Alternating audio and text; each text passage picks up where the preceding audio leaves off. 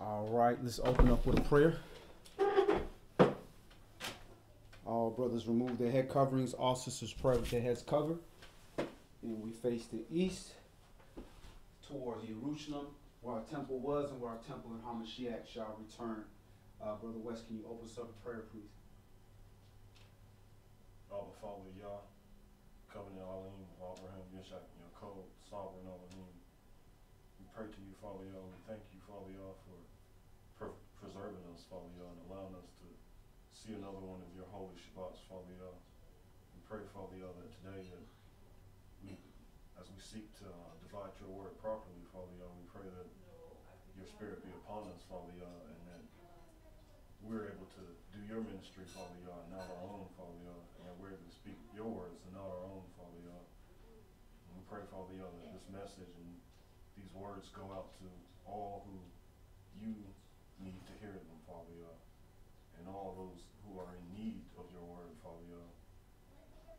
In Yashra'al HaMashiach's holy mighty name we pray. Amen.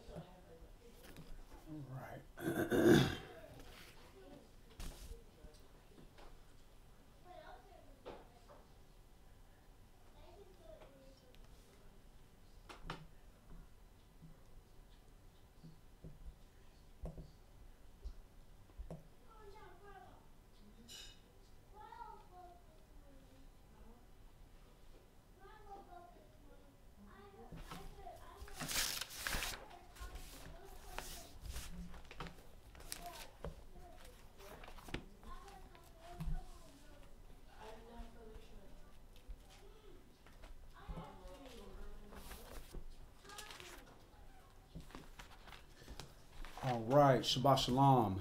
My name is Yashra'al. My brother Wesley Yashra'al. Shabbat Shalom. And the title of today's Shabbat study is The Enduring Spirit of the Saints.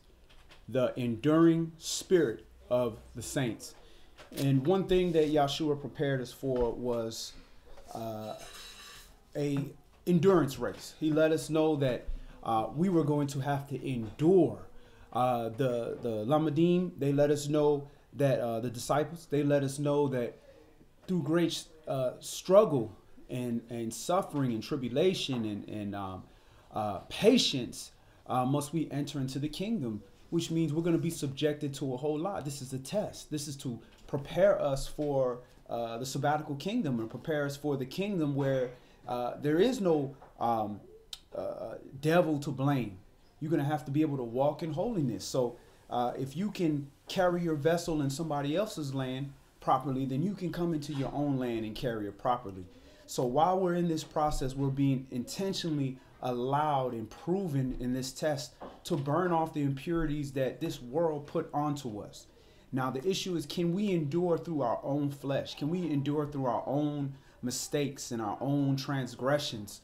If the Most High is merciful enough to endure with us, can we endure in it? Or are we going to give up and say, this is too hard, I can't take this, or it's just easier to be worldly than it is to try to be Kodashim? This is a difficult process. And the way the adversary operates is he comes at you and comes at you and comes at you over and over and over.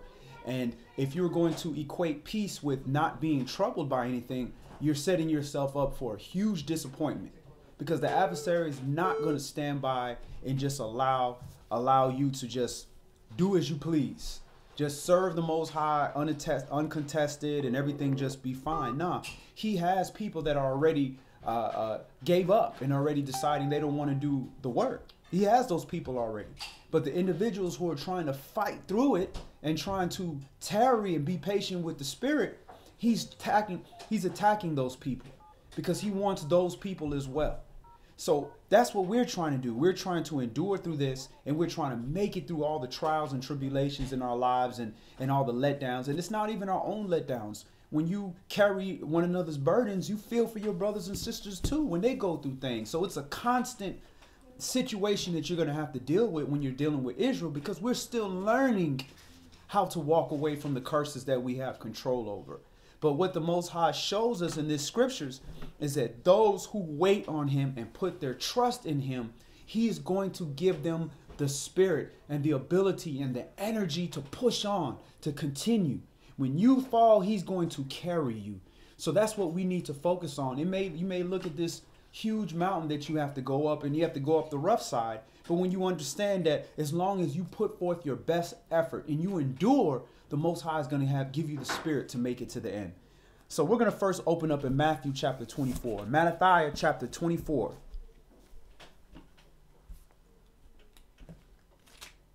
And Shabbat Shalom, Brother Lucas Cool.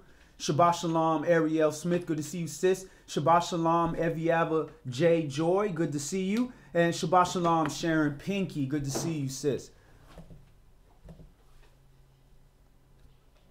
Shabbat Shalom, Yehuda Yashra'al. Good to see you, family. Shabbat Shalom, Brandon Pierce. Good to see you as well, brother. Shabbat Shalom, Gishi Cole. And Shabbat Shalom, Stephanie Hicks. Good to see y'all, sis. Matthew chapter 24 and verse 1. And we're going to read this through verse 13. All right. And Yahshua went out and departed from the temple, and his disciples came to him for to show him the buildings of the temple. And Yahshua said unto them, See ye not all these things? Verily I say unto you, that there shall not be left here one stone upon another that shall not be thrown down. And as he sat upon the Mount of Olives, the disciples came up unto him privately, saying, Tell us, when shall these things be? And what shall be the sign of your coming and of the end of the world? So Yahshua is also letting us know that there's going to be a destruction. There's a destruction coming our way. The house, we make up the house of Yashra'al, and we're going to be thrown down. So this is also prophetic of what's going to happen to us as a people. But also, he's saying that idol going to be knocked down. Where you looking at this temple is this great, like this is the physical house of Yah, and that and not understanding that you are the house of Yah, and you're depending on that for your holiness versus depending on the Father for your holiness and His Word. All that got to be knocked down so it can be rebuilt. Anytime you want to come into an area and you want to put something perfect, you got to knock it all down. You can't just, if the foundation is crooked and everything, you got to knock it all down to rebuild it back up. And Shabbat Shalom, Brother Matty Yahoo. Good to see you, family. And Yahshua answered and said unto them, Take heed that no man deceive you.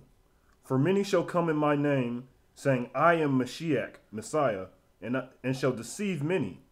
And you shall hear of wars and rumors of wars.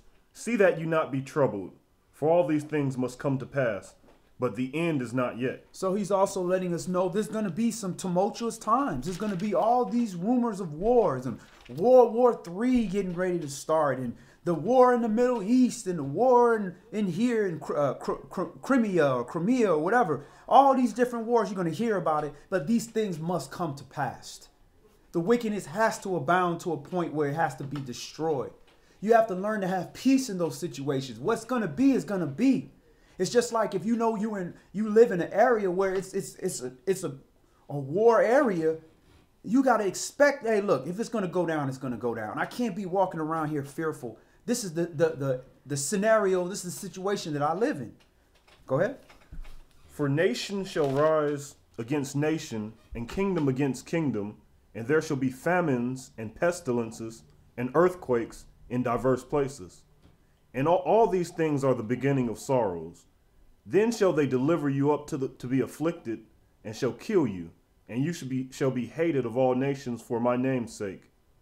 And then shall many be offended, and shall betray one another, and shall hate one another.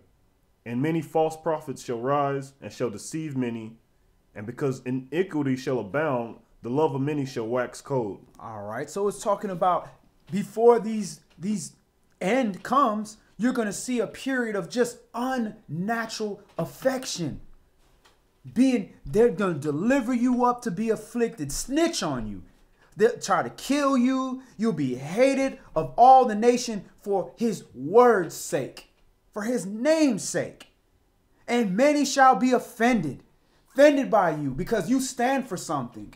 And if they don't quite understand what you stand for, they're going to be offended. In other words, stumble at your beliefs.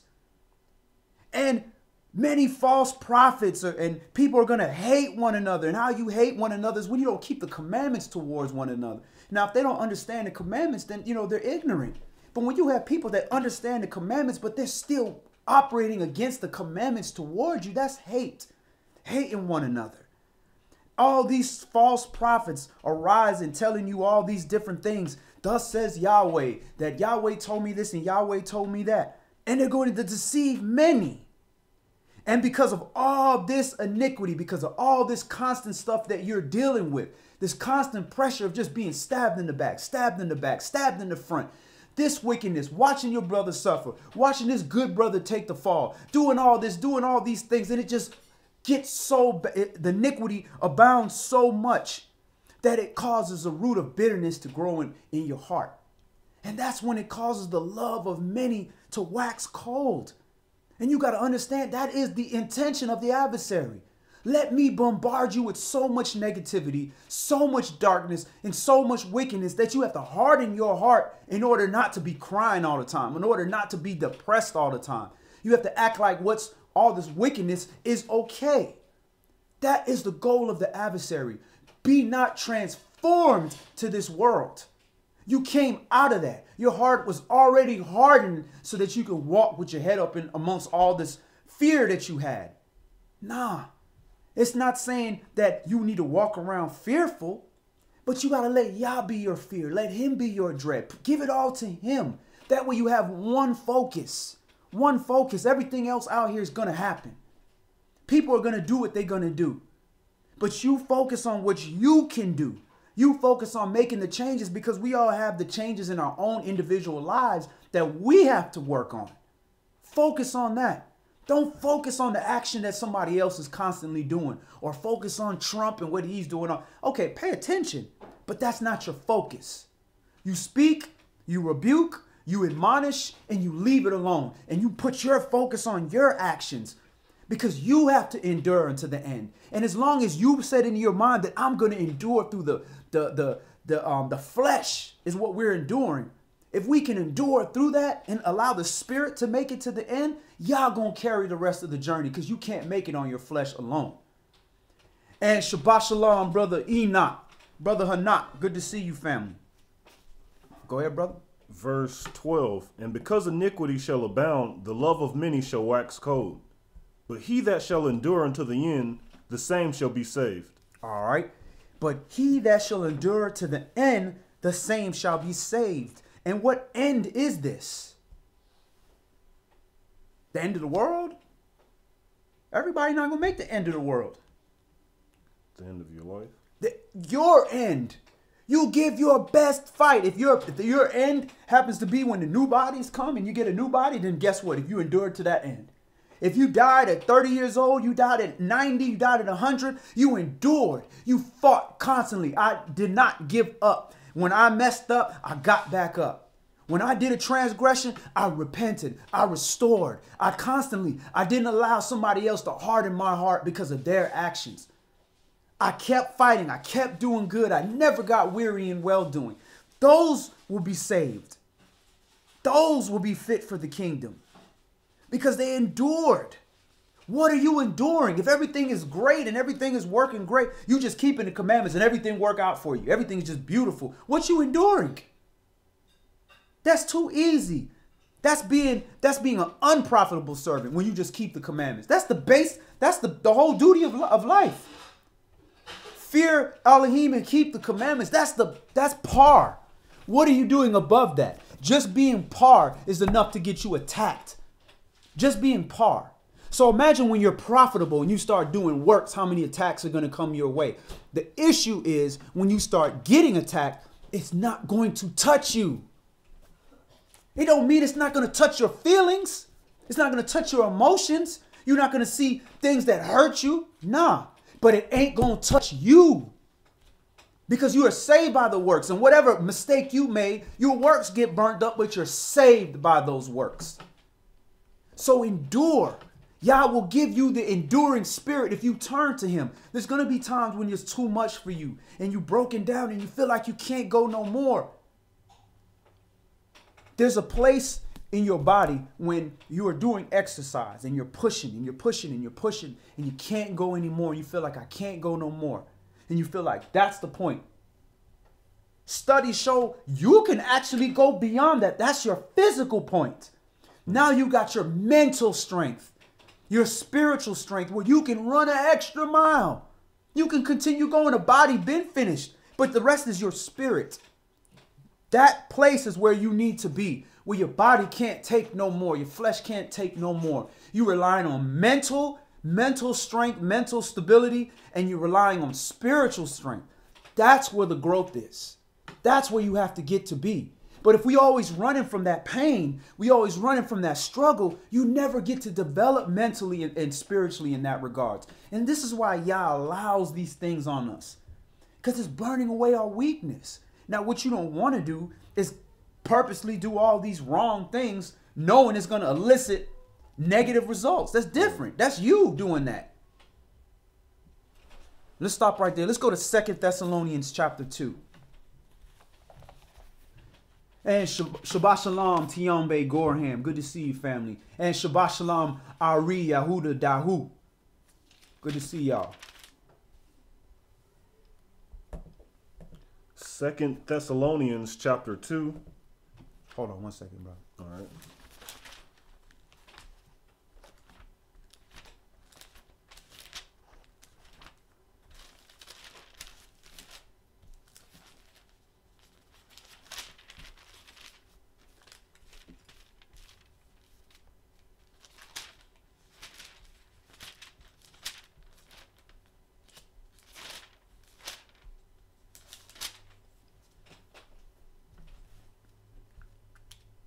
All right.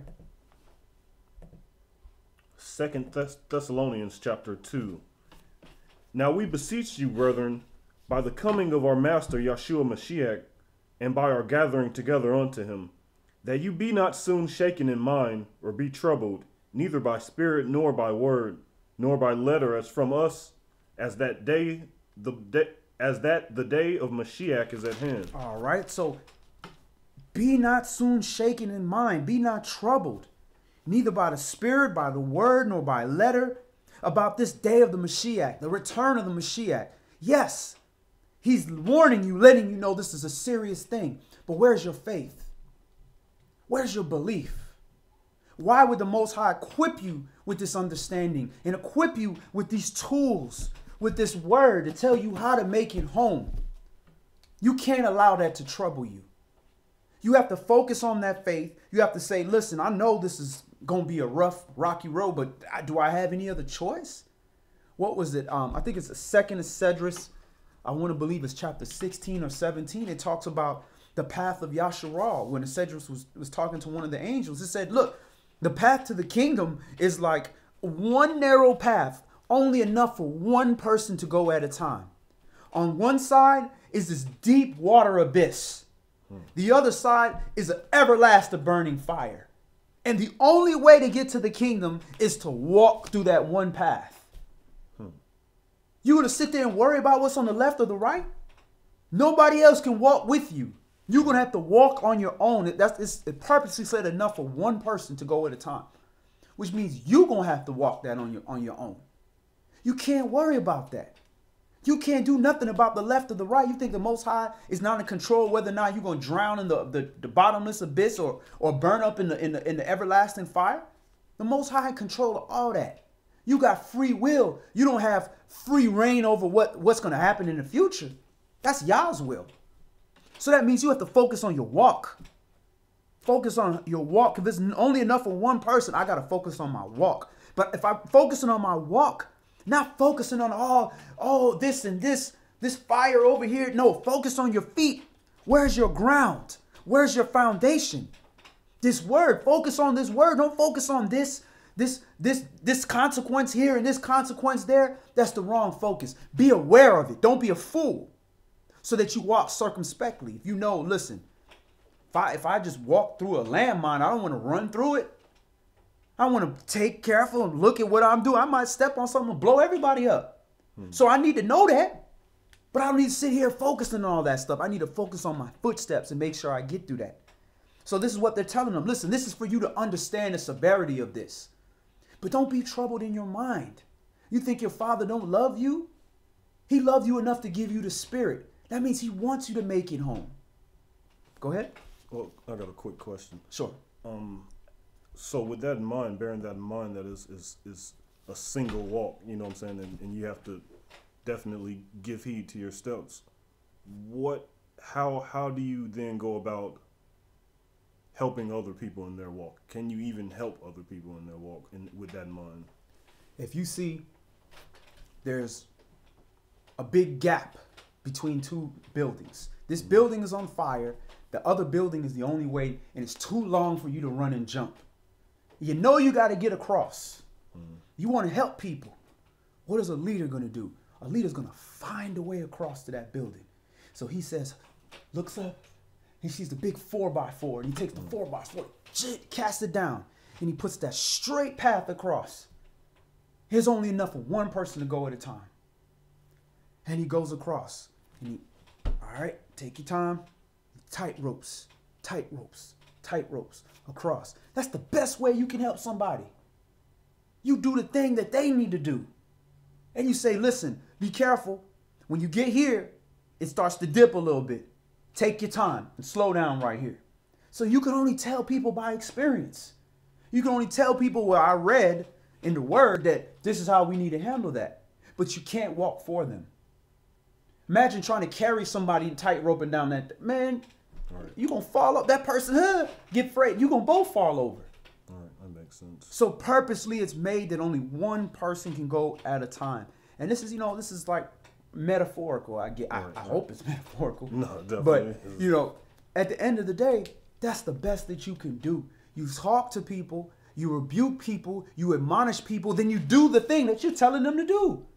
So they can look at you, and when they look back and say, man, I'm looking at that brother on the other side, man, he got a whole bunch of darts on his back and stab wounds, but he okay. That means I can do it. He made it, I can make it. That's the best thing you can do. Praise God. 2 Thessalonians chapter 2 and verse 3. Let no man deceive you by any means, for that day shall not come except there come a falling away first, and that man of sin be revealed, the son of perdition.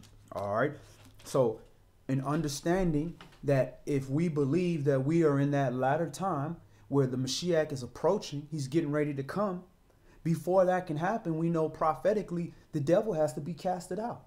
And his angels that left the former state have to be casted out. Where do you think they're being casted out to? We're going to have a bunch of angels flying around with wings attacking people. These are spirits. These spirits have to go into a host. A spirit needs a host. The Holy Spirit didn't just come and save somebody from getting hit by a car. A man had to go over there and push somebody out the way, or a man had to come here and talk to you and say, hey, brother, don't offend against your brother. Think about it, man. This is your brother. Do this, do this. What did y'all say do? That's a spirit. A man had to physically. The Holy Spirit didn't just float in the air and do that. Right. A man got to do that. So when these evil spirits are coming out, they're going to go in vessels and they're going to fall in people. People you look at and say, wow, this was a good brother. I thought he was a good brother. No, the spirit that was in him was good. And when that brother lost that spirit, And that brother could be anybody. It could be the people you're looking at right now. That spirit leaves that brother, he's left to his own flesh. And if he doesn't see that, and if there's not a brother or sister to help him get back into the spirit, he could fall away. So this is the warning that we have, that this is going to happen. There's nothing you can do about that. All you can do is make sure you do the best you can to not be the brother that fell away from this word. Not be the brother that saw your brother falling away and you didn't say something to him. You didn't try to help him. But once again, can you walk down that narrow path for him? You can't. You can say, hey, brother, you don't want to do that. We need to be going this direction. And as I walk this direction, I'm telling you that I can't. I can't walk for you. So don't be surprised when you've seen all these people. You're seeing people that you've seen videos of them. A lot of people, it was one brother, he did all these great videos. And the brother, he doing some aqua god or something, like some weird doctrine. And they're all looking like, man, I came into the word through this brother video. Don't be shocked. You're going to see the falling away. But just because somebody falls, don't cast them away forever. He can get back up. Go ahead. Who opposes and exalts himself above all that is called Elohim, or that is worshipped, so that he is as Elohim sits in the temple of Elohim, showing himself that he is Elohim. Remember you not that when I was yet with you, I told you these things? And now you know what withholds that he might be revealed in his time. For the mystery of iniquity does already work. Only he who now lets will let until he be taken out of the way. And then shall that wicked be revealed, whom the master shall consume with the spirit of his mouth, and shall destroy with the brightness of his coming. Even him whose coming is after the working of Satan, with all power and signs and lying wonders, and with all deceivableness of unrighteousness in them that perish, because they receive not the love of the truth, that they might be saved. And for this cause Elohim shall send them strong delusion, that they should believe a lie. Now, this is the issue. You get yourself into that position where you're allowing yourself to operate without the spirit, trusting your flesh. Yah will send a strong delusion. So you want to depend. My heart is good. I know I don't need these commandments. This is something earthly. And you start to depend on that. Because of whatever reason, you start feeling you better than what you are. He will allow a strong delusion. Now all of a sudden, you trying to justify transgressing commandments. And then all of a sudden, you believe in a lie. And other people are shocked. They're like, but bruh, you taught me this. How are you going to operate like this? Or I taught you this. You understand. We read this together. How are you going to be? These are spirits. We are just vessels. This is just a uniform. It's just a uniform, a vehicle for a spirit to drive it. The problem is if you allow the vehicle, if you let a car drive by itself down the street and you just jump out the car, what's going to happen? It's going to crash. It's going to crash. It's not designed to drive by itself. The spirit, what spirit is going to drive you? The Ruach? The spirit of Yashra'al? Or the spirit of whatever come into the area that make that body feel good. And that's what this doctrine will come around, a strong delusion that make you feel good about something. And you start to justify it because you see certain results that you want to see. But not sticking to those foundational things that you had in Torah that says, nah, this is how you do this. This is what you're supposed to do. And you get carried off just that quick. It's happened to me. Justifying things because I felt like, man, the ends justify the means. No, it don't. Man cannot be left to his own device. You have to depend on the same thing that got you to the point where you at right now, which is obedience to the Most High. Go ahead. And for this cause Elohim shall send them strong delusion, that they should believe a lie, that they all might be judged who believed not the truth, but had pleasure in unrighteousness. But we are bound to give thanks always to Elohim for you, brethren, beloved of the Master, because Elohim has from the beginning chosen you to salvation through the sanctification of the Spirit and belief of the truth. whereunto he called you by our good news to the obtaining of the glory of our Master Yahshua Mashiach. Therefore, brethren, stand fast and hold the traditions which you have been taught, whether by word or our epistle. All right, so hold the traditions of Yah, not the traditions of man. He's talking about the things that we taught you. The things that they taught, that Saul taught, were the things of Hamashiach. The things that Hamashiach taught were the things of Yah, because Hamashiach was the word. So he's teaching them not the traditions of men. He's teaching them the traditions of this word. He's not teaching them the Pharisees' traditions. He spoke against the Pharisees. So let's be clear on what he's talking about. Hold fast to this word, to these commandments, the very things that give you life. Now, you should be growing beyond just the basic commandments. Don't get me wrong. But you should never grow away from that foundation. That's a problem when you start growing away from that foundation and feeling that you got to some kind of holy point where you don't need these commandments. No, that ain't going to happen in a few years of reading the word in Babylon.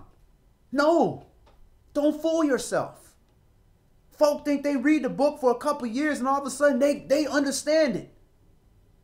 We are learning layers and layers of this. Do not leave the schoolmaster. Go ahead. Now our Master Yahshua Mashiach himself and Yahweh, even our Father, which has loved us and has given us everlasting consolation and good hope through grace, comfort your hearts and establish you in every good word and work.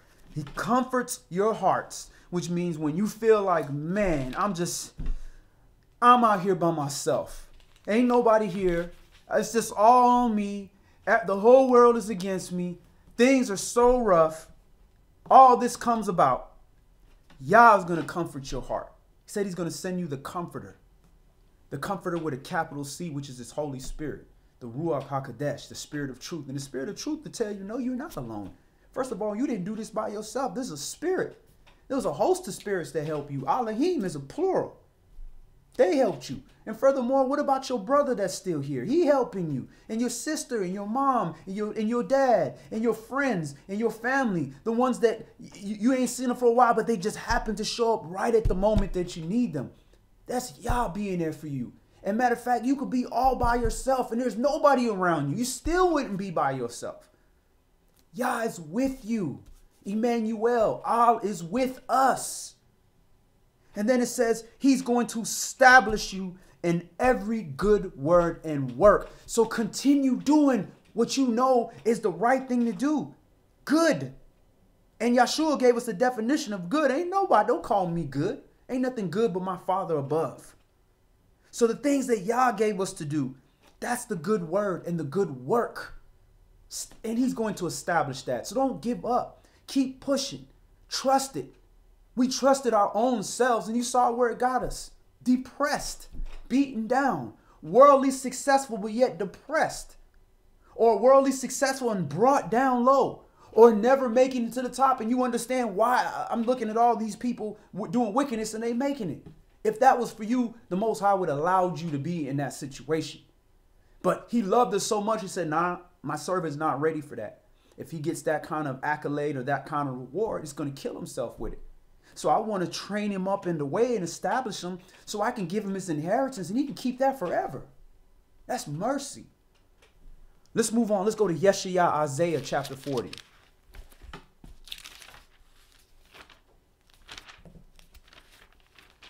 What's up with the dashikis? You tell me. What's up with the dashikis?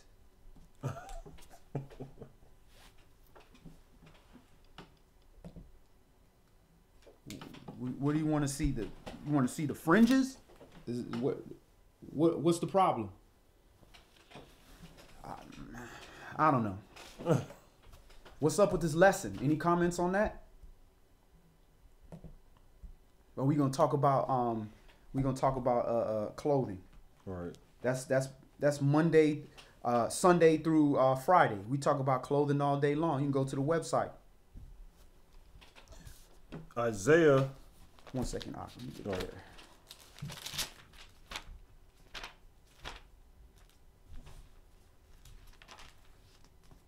Where you at, Tafara?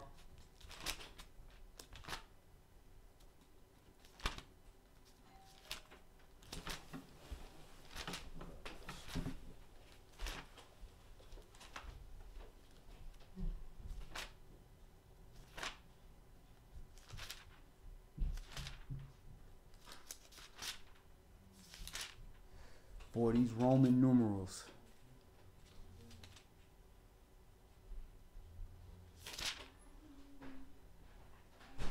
$40.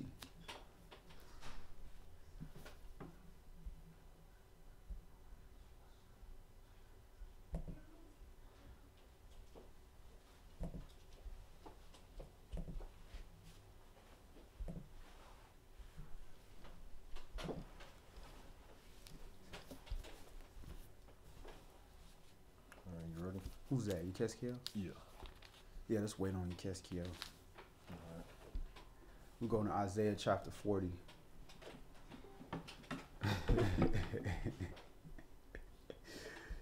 Yeah.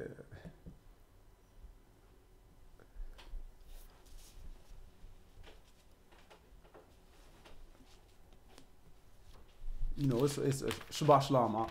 You know, it's a free form. Folks can speak their mind and, you know, and ask questions. It's just, this is the Shabbat. You know, this is Yah's day. Right. It's about Him. You know, and it's about us utilizing this time, you know, for the right things. And why would we spend time trying to knock down something about your brother instead of trying to build him up with sound doctrine? You know, with things that are going to help us, you know, whether a brother got a dashiki on or whether he got, you know, these royal garbs like my brother right here has on, you know, none of that is going to make a difference. Absolute none of that. It's what do you got on here in the spirit, that wedding garment. He ain't going to ask you whether you got that fly, you know, linen garment on. He's going to say, do you have the wedding garment? Why are you not dressed for the wedding? And the topic of today's class today is the enduring spirit of the saints. The enduring spirit of the saints, the Kodashim. And we're on Yashra'al chapter 40, Isaiah chapter 40. Would you where your wedding garment at? That's what the angels finna say. Where your wedding garment? You telling me you knew that there was a wedding, a bride of the Lamb, and you didn't get the spirit? You came with your lamp with no oil? And you think you're going to get in here? Nah. But this is what we need to be prepared for. Yeah, there's a time to talk about, you know, your brother walk up in here in some muscle shirt. You be like, hey, bro, come on, bro. Right. You know what I'm saying? Would you just come from the gym? There's a time for that. Right. You know what I'm saying? But when you are in spirituality, it's a time to talk about things that are going to change somebody's life. That's going to empower heads of households. Empower daughters of the Most High to uplift they men. We ain't got time for all this stuff, man. We got to get straight to the point of how, and we try our best to not tackle all the big controversial subjects that, you know, we know is going to get all the views. And, you know, let's talk about multiple wives. Right. You know? Let's talk about this scandal going on over here at this camp. Let's talk about the things that are going to empower people to come closer to attaining unto their salvation. Because we don't know how much time we got.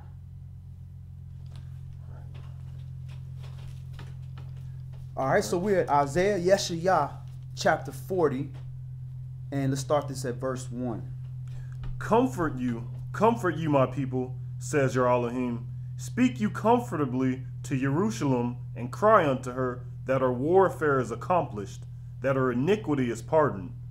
For she has received of Yahweh's hand double for all her sins. So just like a father, when he punishes his child, if he loves his child, he's not going to hate you forever. He's going to punish you, spank you, put you to the side. And once he sees that, okay, you took your punishment like a good child, then he's going to comfort you.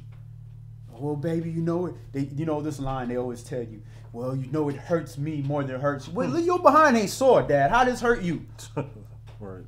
But trust me, you think the King of Kings, the creator of all things, wants to allow these dirty heathens to put their hands on us? Can you imagine that? How much that has to hurt him? And he told you how much it hurts him. He said, he who touches you touches what? The apple of his eye. Try touching, go, if you, nah, don't do that. The apple of your eye. No, let me not speak my own words. If anybody's ever touched the apple of their eye, that is painful. Painful. And this is what Yah likened it to. So it does hurt him more than it hurts us to allow that, to do that. But that's love. He loves all of us, that he has to say, listen, if I let him get away with that, then all these people gonna think that it's okay to do that. Then I gotta destroy them all. Go ahead on. The voice of him that cries in the wilderness, prepare you the way of Yahweh. Make straight in the desert a highway for our Elohim. Every valley shall be exalted, and every mountain and hill shall be made low. And the crooked shall be made straight, and the rough places plain. And the glory of Yahweh shall be revealed, and all flesh shall see it together, for the mouth of Yahweh has spoken it. The voice said, cry, and he said, what shall I cry? All flesh is grass, and all the goodliness thereof is as the flower of the field. The grass withers, the flower fades, because the spirit of Yahweh blows upon it. Surely the people is grass. The grass withers, the flower fades, but the word of our Elohim shall stand forever. So we like grass. We like flowers. Our goodness. There's a dime a dozen of us. So if you are that much of importance, where it's just a whole bunch of us, you better be a glory unto the Most High. You better shine. You better use everything that you have to be beautiful unto him, because you're going to fade away, but his word is going to last forever. Go ahead. O Zion, that brings good tidings, get you up into the high mountain. O Jerusalem, that brings good tidings, lift up your voice with strength. Lift it up, be not afraid. Say unto the cities of Yehuda, behold your Elohim. That is your being that glory-filled flower. Lift up your voice. Let this world know who we serve, in good and in bad. Even when we being shot down in the streets, hey, we serve Yahweh Elohim. He gonna vindicate us. We gonna be all right. The saints gonna take this kingdom. We suffering, yeah, because what we did, but we gonna accept our punishment, because our Redeemer cometh. Go ahead. Behold, my sovereign Yahweh will come with strong hand, and his arm shall rule for him. Behold, his reward is with him, and his work before him. Remind those nations. You don't believe, but we believe. That gives glory unto the Most High. When they see the conditions that we're going through, they all look at us and be like, man, I'd hate to be black. I'd hate to be in that situation until we playing sports, until we rocking clothes, until we doing music. Then all of a sudden, they want to be us. But on an everyday walking life, they don't want to deal with the things that we deal with. Go ahead. He shall feed his flock like a shepherd. He shall gather the lambs with his arm and carry them in his bosom, and shall gently lead those that are with young. Who has measured the waters in the hollow of his hand, and meted out heaven with the span, and comprehended the dust of the earth in a measure, and weighed the mountains in scales and the hills in a balance? Who has directed the spirit of Yahweh, or being his counselor has taught him? You? Did you do that? Keskiel, you did that? Nah, no, none of us. So who are we to think that we gonna do things that we want to do, that we got some kind of wisdom that's above the Most High? Like his simple instructions of just be obedient unto him and put him first in our life is somehow not applicable to this time or your situation. That is the idolization. That's when we make ourselves into an idol. You don't have to, oh, holy microphone, no, we worship. You don't have to do that to have an idol. You can make yourself an idol when some kind of way his righteousness got outdated in some kind of, in your situation. Go ahead. With whom took he counsel, and who instructed him, and taught him in the path of judgment, and taught him knowledge, and showed to him the way of understanding? Behold, the nations are as a drop of a bucket, and are counted as the small dust of the balance. Behold, he takes up the owls as a very little thing. Shabbat shalom. Hey, Shabbat good to see shalom. you, sis. Hi, how are you? But the nations are as a drop of a bucket, and is counted as the small dust of the balance. When he's talking about the nations, he's talking about the goyim. That's everybody else. So we got to remember, if this is how he considers the nations, that means he holds us at a very high weight, which means we have a very high responsibility. Go ahead. You need one of these Bibles, sis? Okay. And Lebanon is not sufficient to burn, nor the beast thereof sufficient for a burnt offering. All nations before him are as nothing, and they are counted to him less than nothing, and vanity. To whom then will you liken all? Or what likeness will you compare unto him? The workman melts a graven image, and the goldsmith spreads it over with gold, and casts silver chains. He that is so impoverished that he has no oblation chooses a tree that will not rot. He seeks unto him a cunning workman to prepare a graven image that shall not be moved. Have you not known? Have you not heard? Has it not been told you from the beginning? Have you not understood from the foundations of the earth? It is he that sits upon the circle of the earth, and the inhabitants thereof are as grasshoppers, that stretches out the heavens as a curtain, and spreads them out as a tent to dwell in. All right, so too bad. This would have been this right there. He who sits on the circle of the earth. That's the flat earthers. That they love that one right there. The circle of the earth. But the question that he's asking is a rhetorical question in verse 21. Have you not known? Has this not been told to you from the beginning? How do you not know this? They got an excuse because the nations they got 15,000 made up gods that are likely just fallen angels. But we know better. We've been approached by the creator of all things. He's proven his existence to us. But yet we still trying to follow after all these people that he considers a drop in the bucket, just nothing to him. Go ahead.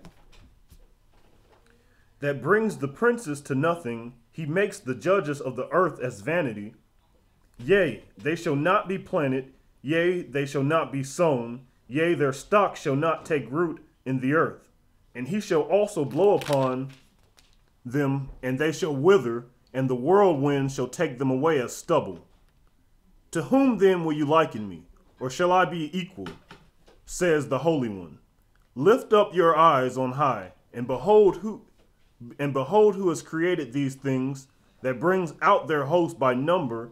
He calls them all by names, by the greatness of his might, for that he is strong in power, not one fails. All right, so it says, to whom will you liken me? Or shall I be equal? Says the Holy One. Now we say that, the Most High, the Most High, the Most High. But yet the government can come in our homes and tell us what we can do. And we listen to that over the Most High. So we are making the government, we making America equal unto the Most High. Or you have the Pope who comes in and decides, yeah, I know Yah and I know Yahshua and Christ and everybody kept the Sabbath day on the seventh day. But I say it's going to be on the Son's day.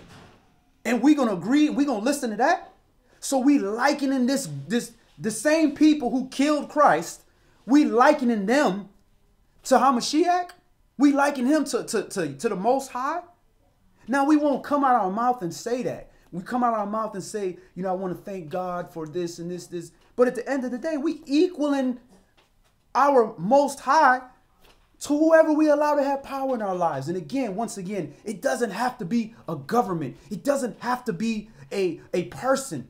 When you yourself say, I know to the best of my understanding, the Most High said, don't treat people like this. But I treat them like this. Then you have likened yourself to the Most High. You in control. You the master. You the God at that point. And you are a danger to yourself. Now, we have all done this. This is not a point of finger at you. But this is the whole purpose of Christ. To analyze yourself, analyze your mistakes and say, look, that's messed up. I know that's wrong. thank Yah that he sent somebody here to buy me some period of grace so I can work on these things. Because this didn't just pop up overnight. This is, for many of us, for me, it's 40 years of this. Or I can't say 40, I'll say 30 years. 30 years of this way of thinking. So it ain't going to be because Ecclesiastes chapter 7 and I'm just going to change into this new person. Nah. Right. It's going to take time. Just like when you clean up a house. You don't just walk in a room and do what was the little witch? Sabrina, the teenage witch. Teenage witch or whatever. And all of a sudden, bling, bling, twinkle your nose and all of a sudden the place clean. It don't work that way. You start in one area, in that little corner. Oh my goodness. That laundry been piled up there for 2 weeks. Take that, clean that. And then continue working. Go ahead, I'll finish that up. Why say you, O Jacob, and speak, O Yashra'al, my way is hid from Yahweh, and my judgment is passed over from my Elohim. And that's what we think. We think the Most High don't see our actions. Or when we are good at hiding our actions and people don't see it, we think that he doesn't see what's in our heart. That's why we can't judge one another, because we can't see what's in somebody's heart. But we can see the manifestation of the heart by the actions. But the Most High knows what you're going to do before you do it, because before you do it, it was already in your heart. So that's why you can't lie to him. The best thing is to just be honest. Look here, I ain't worth nothing. I'm still struggling with this. I'm still sinful. I'm still that. And I acknowledge it. And I'm giving you the authority to clean me up, Yah. Please. I don't like being this way. That doesn't make you a bad person. That makes you an honest person. And what will happen is you knock, he will answer. You call and he's going to come. He's going to clean up your life. But the problem is this cleaning up process is painful, which means you're going to lose some people in your life. You're going to lose some friends. You're going to lose some money. But what you're going to gain is you're going to gain this enduring spirit.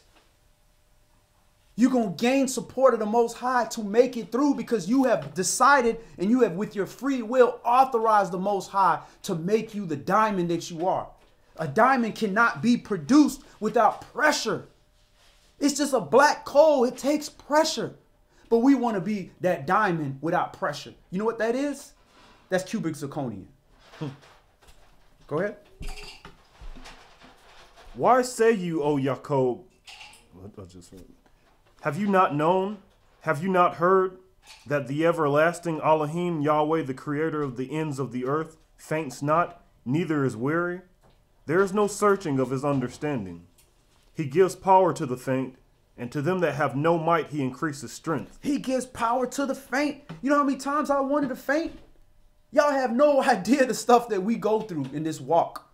There have been so many classes. Y'all see me and Brother Wes or me and Jonathan come up here and teach a class, and we was like a half a second from just falling all the way apart, completely destroyed. But we get up, show up, and we do what we got to do, and the Most High give us the strength. That comes from experience. We didn't just know that was going to happen. That comes from experience. The Most High got a job for you to do. He going to give you the power. He going to give you the might. How many times parents, all the parents understand this. You done worked all day. You tired. You done got abused at work. Your mate acting up. Everything is going wrong. And then your kid come up, I'm hungry.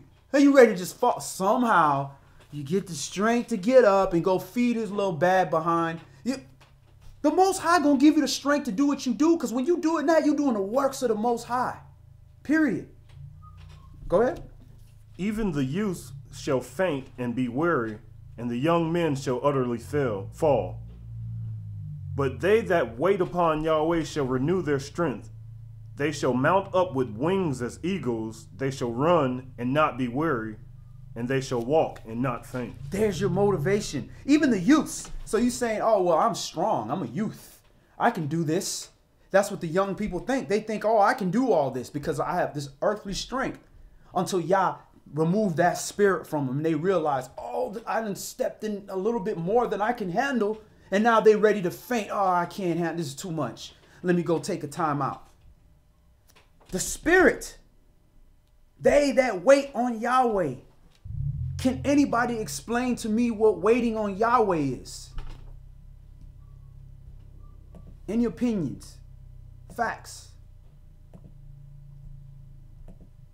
Go ahead, brother. Enduring. And how do you endure? Don't mumble, don't murmur about it. Just take it in stride and have faith. You know what I mean? Count. You know how they say this. You can be pessimistic or you can be optimistic. Mm-hmm. Use optimism. Like as far as I know things will get better. I Amen. know that Yah is going to hear my prayer, rather than basically just count yourself out. Count Yah out. Count His power out to none effect. So it's just about enduring, whether it be pain, whether it be persecution, tribulation, to endure that. Amen. Absolutely. Endure it. Because you know what the scripture says. It says, right, they that wait on Yahweh, that wait on Yah, to run and not be weary. They shall walk and not faint, because it's not you. If it was up to you, you would have been passed out long time ago. Praise Yah, it ain't up to you. The flesh, it can only take so much. But when you count Yah in, or count him out as, this is a sanctified spirit that's going to carry me to point A to point B. Like I tell folks all the time, a brother told me this, a while ago when I was really, really in the fire. And I was telling him, I don't even know how I'm still here. I don't even know how I'm standing. I feel like I should have just been putty on the floor right now, but somehow I'm still moving. He said, you've been passed out long time ago. And he said, that angel been carrying you all this time. And you looking down, and it was 4 footsteps at first. Now there's only 2. But you passed out. Those are footsteps of that angel that's carrying you. Because you said it in your mind that I know that I should be falling, but I'm not.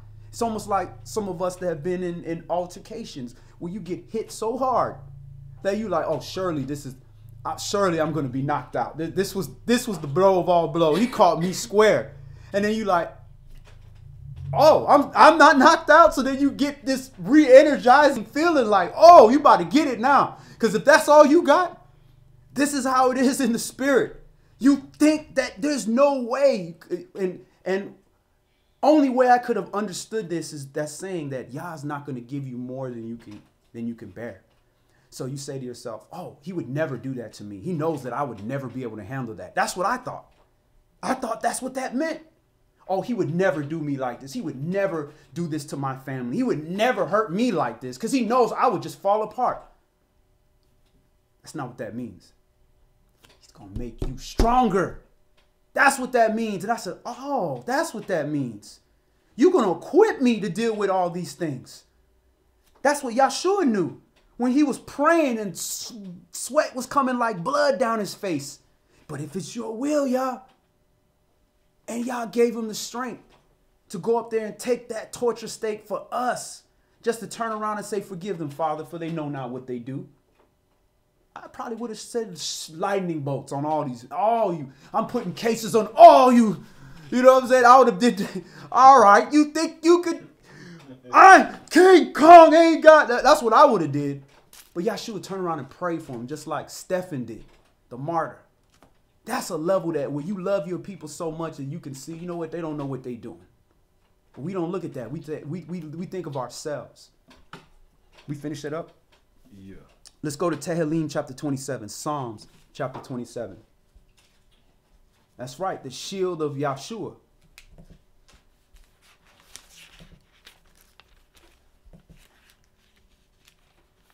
And that's right, Sister Gishi Cole. You want to stand still. Don't panic. Don't run. Listen, I know there's only one way to get, and I have to go through this.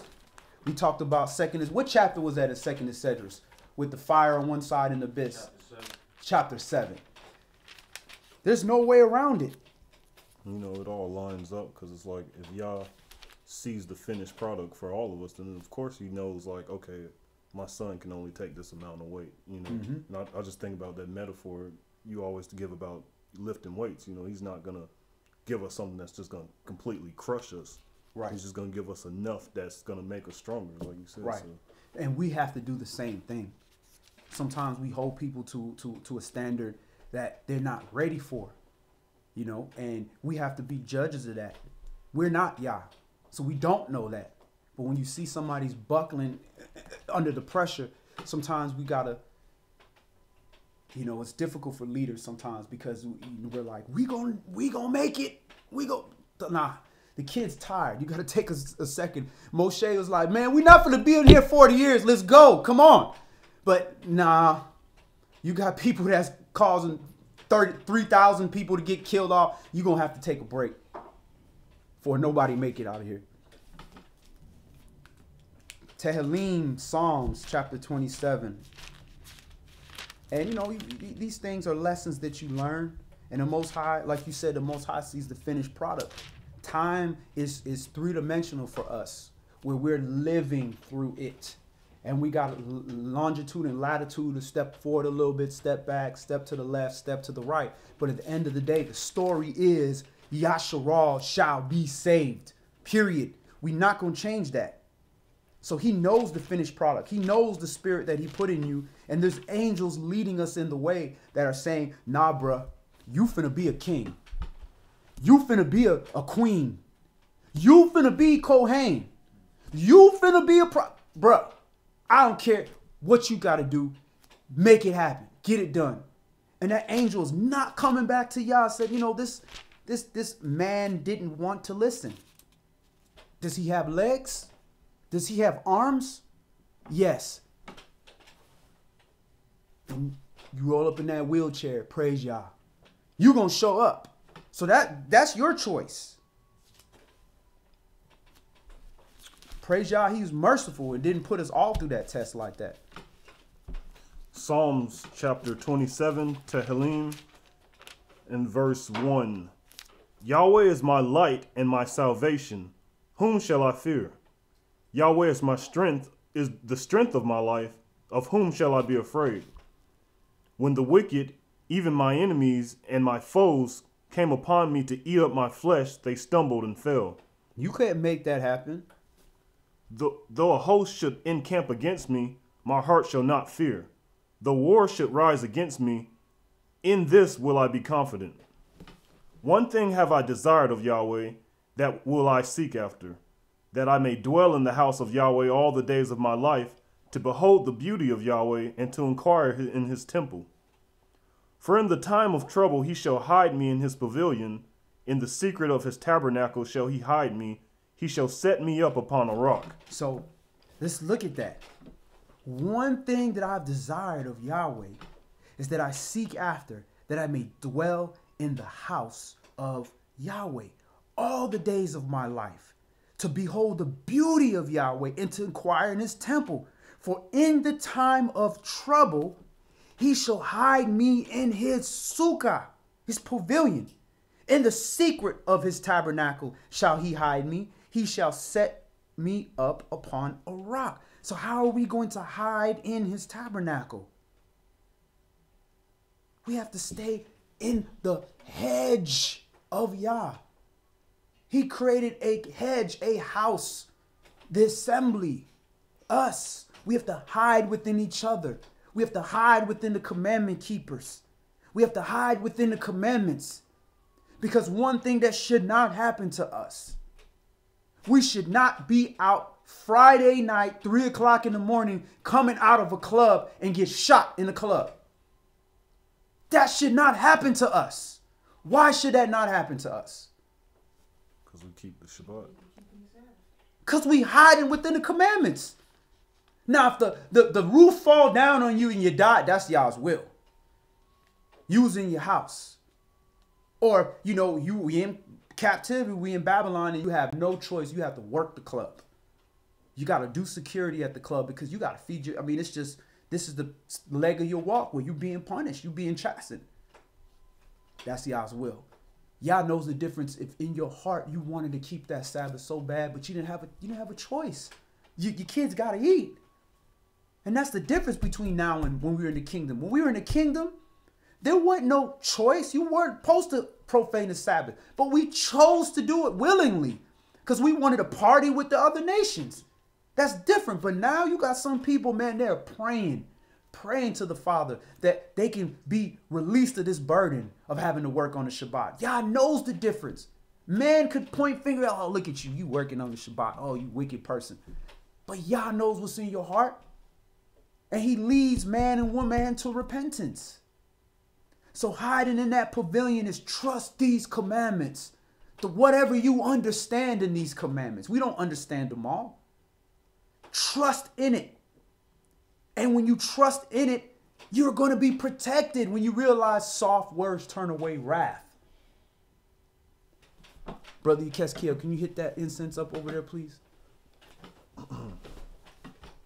Verse 6. And now shall my head be lifted up above my enemies round about me. Therefore will I offer in his tabernacle sacrifices of joy. I will sing, yea, I will sing praises unto Yahweh. That's the sacrifices of joy. I'm singing praises to Yahweh, yet all this host of camping around me, enemies trying to kill me, but I'm still singing joy unto the Most High. That's faith. That's belief. When we going through all the things we go through in our lives and we still turn around and say, praise Yah, that's real faith. That's real belief. Not just when everything is going great in our lives. And because everything is going great in our lives, we out there saying, oh, glory, hallelujah to the Most High. I just got this new house. Go ahead. Hear, O Yahweh, when I cry with my voice. Have mercy also upon me and answer me. When you said, seek you my face, my heart said unto you, your face, Yahweh, will I seek. Hide not your face far from me. Put not your servant away in anger. You have been my help. Leave me not. Neither forsake me, O Elohim of my salvation. And that's what he wants. He wants us to always turn to him, not turn to a person. I don't care who it is. Do not turn to nobody for your help. You turn to your Father for everything, and your Father will provide the help. Because there's other servants besides you. Another servant will come help you. And if it's not another servant, he'll use other people of other nations to come help you and serve you. But always you're turning to him. He gets the credit. Go ahead. When my father and my mother forsake me, then Yahweh will take me up. Teach me your way, O Yahweh, and lead me in a plain path because my enemies. Deliver me not unto the will of my enemies, for false witnesses are risen against me, and such as breathe out cruelty. I had fainted unless I had believed to see the goodness of Yahweh in the land of the living. Wait on Yahweh, be of good courage, and he shall strengthen your heart. Wait, I say, on Yahweh. That's the best advice you can get. This is the kingly advice. Psalm of David. David had to wait on the throne. Shemuel told him, you're going to be the king, and he had to wait. Javelins being thrown at him, all for just doing righteousness. He got assaulted for doing righteousness. That's it. That's all he did. But he had to wait. He had to flee from his own people. Shabbat shalom, brother Darius. Good to see you, family. David had to run from his own people. He had to run to his enemies, the Philistines, the same people he slayed. Their biggest warrior. He had to run and act retarded in front of them. Were mentally challenged. I don't want to offend anybody. He had to run over there and act like something was wrong with him so that he could run from his own king who wanted to kill him for doing nothing but doing what he asked him to do. That's the nature of Yashra'al. When they see you're going to do better than them and be more righteous than them, instead of them using that as motivation to say, hey, let me try to step my game up. Instead, they want to kill you. But you wait on Yah. You wait on Yah. Patient endurance. And he's going to give you the spirit to overcome that. Let's move on. Let's go to Lucas chapter 18.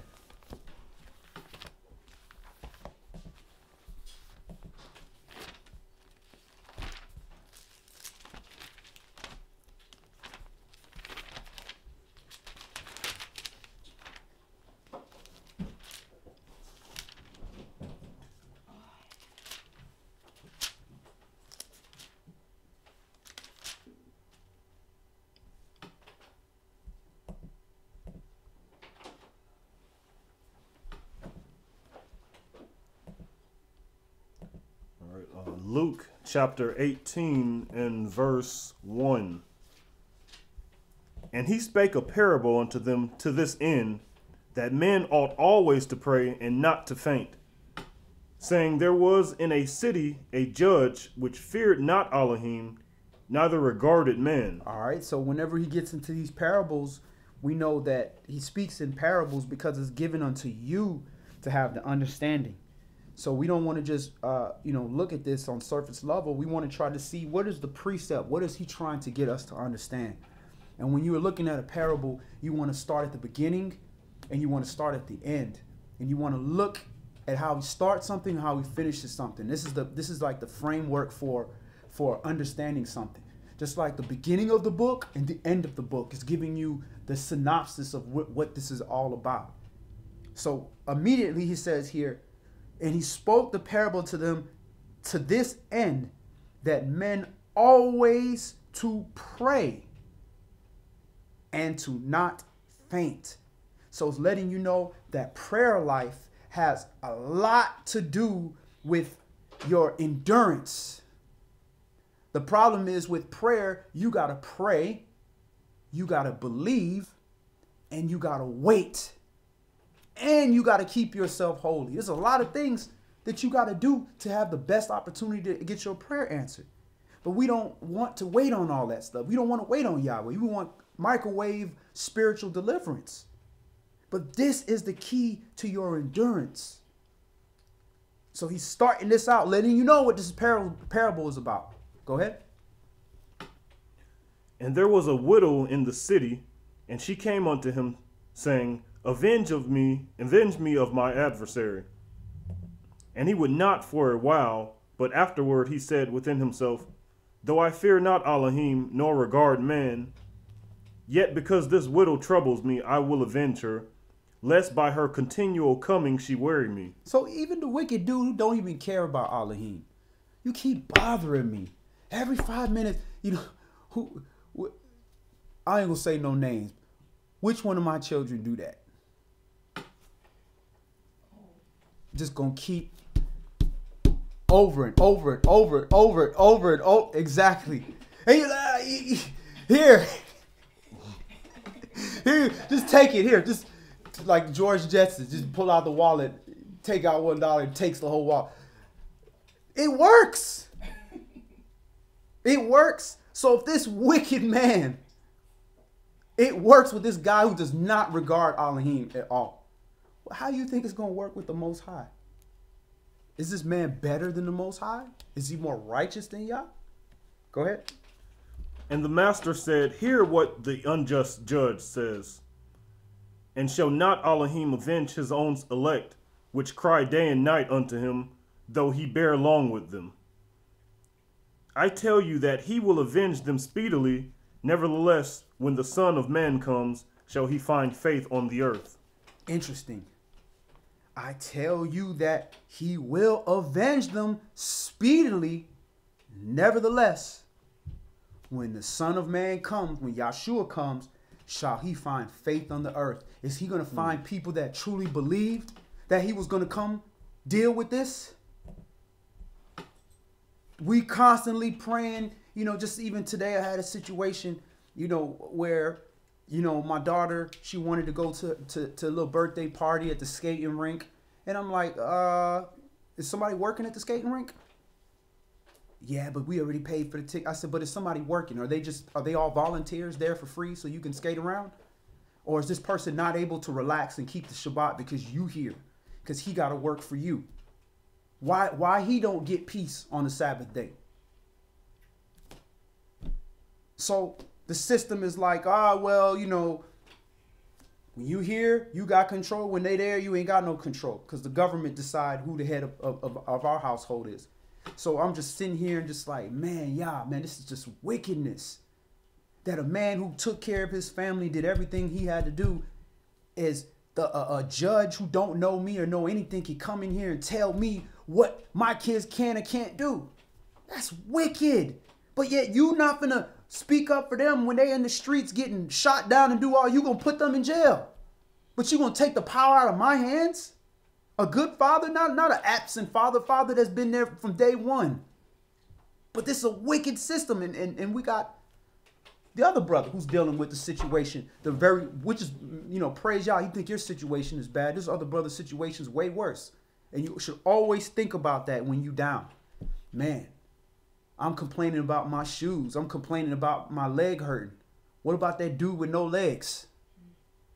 Consider those things. But you think y'all don't hear us constantly complaining? You mean you shut a whole government down? If I was a month without work and no money, I wouldn't be able to feed my family. I ain't got no bank account like that. So it's been over a month. You got all these families and he telling them to show up to work. How they gonna get to work? Who putting gas in the car? This dude's so rich. He think, the gas stations are gonna say he's a good guy. Give him some free gas. Man, they're not even Americans that own them gas stations. So this is the way all these people praying. This is the wicked system. This is so wicked. Look what they doing. Look what they doing to our women. Look what they doing to us. Look what they doing to the situation. Look what they doing to our brothers and sisters. You think y'all not hearing this? But he's going to judge according to this book, and it's going to come speedily. According to this book, it'll be like in a day. Isn't that what it say? Like what is it? It says a day, right? One day? Like a moment. A moment. Judgment. When that happens, is he going to find faith on the earth, or people going to be surprised? Oh my goodness. I can't believe this is happening. That's what it say. People just look at Babylon the Great has fallen. They couldn't believe it. Not us. We're supposed to be like, man, whew, you see that smoke over there in Sodom and Gomorrah? Whew, I can feel the heat on my back. I ain't looking though. I can feel the flame. It's obviously on fire. Who is going to have faith? When you have faith, you have works, which means you operated according to that faith. You knew that judgment was coming. So you saved as many people as you could, and you got the hell up out of here. Go ahead, Art. And he spake this parable unto certain which trusted in themselves that they were righteous and despised others. 2 men went up into the temple to pray, the one a Pharisee and the other a publican. The Pharisee stood and prayed thus with himself, Elohim, I thank you that I am not as other men are, extortioners, unjust, adulterers, or even as this publican. I fast twice in the week, I give tithes of all that I possess, and the publican standing afar off would not lift up so much as his eyes unto heaven, but smote upon his breast, saying, Elohim, be merciful to me, a sinner. All right. So you have those 2 different prayers. You have this Pharisee who is respected in the community. We filled with the Holy Spirit up in here, man. Feeling like Zechariah up in here, bro. You know what I'm saying? Like they're gonna have to put a cord and pull the cord to see if you move.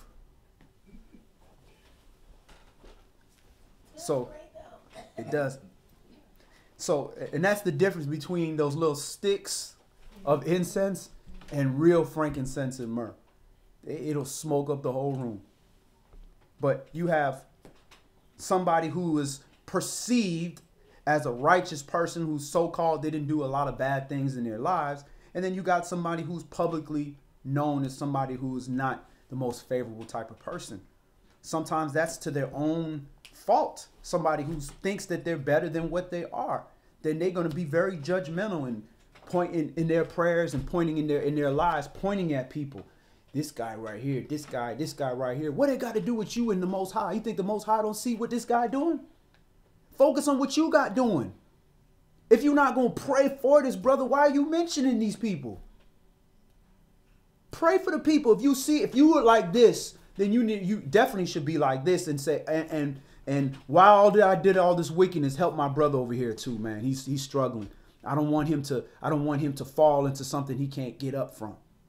But nah, we want to brown nose the Most High by making ourselves look better. You think y'all don't, if man sees through that, you think y'all don't see through that?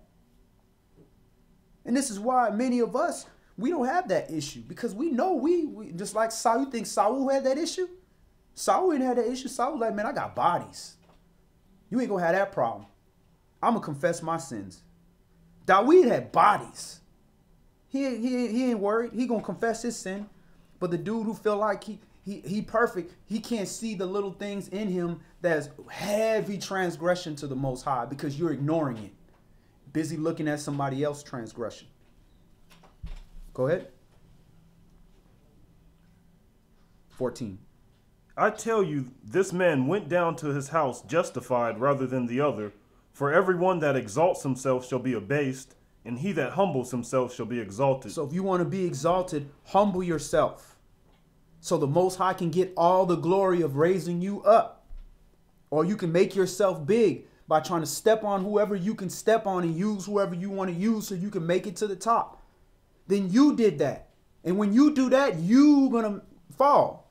But you let the Most High, you humble yourself and you count yourself as nothing, the Most High is going to elevate you. And all your enemies and all the people that think you ain't crap going to be looking at you and be like, how did this guy do this? How did he get here? And he going to turn around and say, hallelujah, praise the Most High. That's how I got here. Go ahead. And they brought unto him also infants, that he would touch them, but when his disciples saw it, they rebuked them. But Yahshua called them unto him, and said, Suffer little children to come unto me, and forbid them not, for of such is the kingdom of Yahweh. Verily I say unto you, whosoever shall not receive the kingdom of Yahweh as a little child shall in no wise enter therein. All right, so we can stop right there. So it says, I say unto whosoever should not receive the kingdom of Elohim as a little child shall in no wise enter therein. So let's analyze that. What does he mean by receive the kingdom like a little child? Suffer the little children to come unto me. Forbid them not. For such is the kingdom of Elohim. Does it mean that only kids going to get in? You have a childlike spirit. You got to be open to, first of all, children don't have an understanding, so they're being taught much easier. They haven't been exposed to some of the things adults, wickedness the way we are. So you have to have that humble spirit and fear like a child. Amen. You can teach a little child something. You can teach them, hey, what's the 10 Commandments? What are the 12 tribes? What's the greatest commandment? You can teach that child that. The child be like, who are you? Who are you? You ain't my daddy. No, a child be like, really? You give him a little piece of candy, he's excited. Oh, happy. Yeah. Praise Yah. And the Most High giving us jewels. And we don't want to learn. He's giving us treasures. You give a kid a little piece of candy, the kid will learn the entire dictionary for a piece of candy. Humble. The little things mean stuff to them. Would you say that also children are like cleaner vessels in a sense? Like, amen. They don't sin. Right. And with us, we have a lot of that needs to be cleaned up, Children don't grieve the Holy Spirit. We grieve the Holy Spirit because the Holy Spirit wants to be in a clean vessel. And we keep piling crap on top of ourselves and talk about here, Holy Spirit. And the Holy Spirit like, oh, man, you...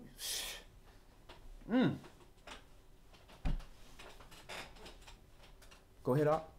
I was going to say, when you're a child, you don't know anything. So it's like an empty glass. You're just pouring something into an empty glass.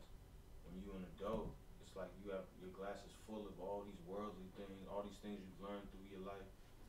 And so sometimes you even taint good things by pouring it and mixing it in with the worldly things. So being born again, I think, is the mystery that it's referring to.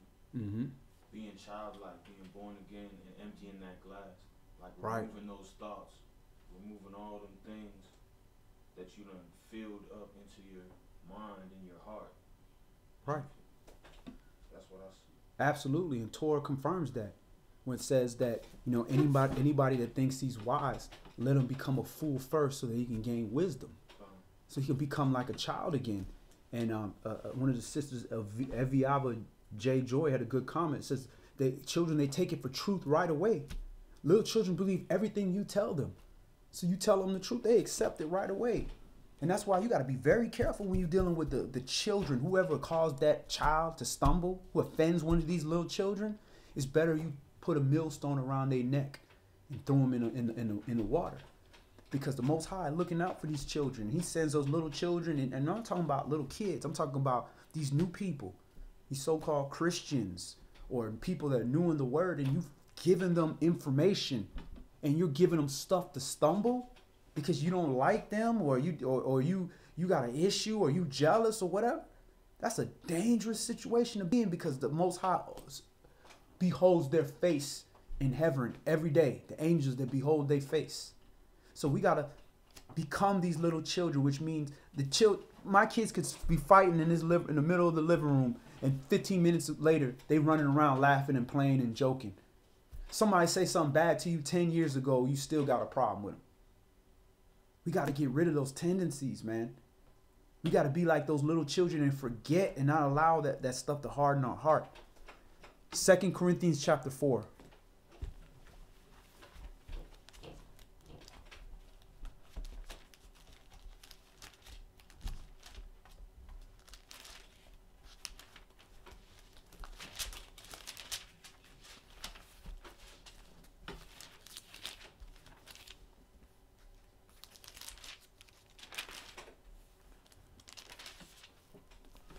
Second Corinthians chapter 4 and verse 1.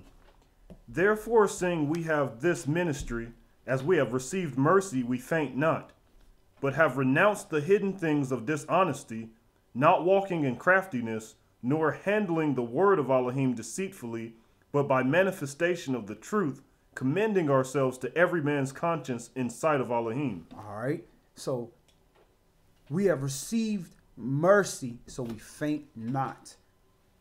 The mercy of the Most High is allowing us to not faint, because he's giving us the enduring spirit out of his good mercy, because we're repenting.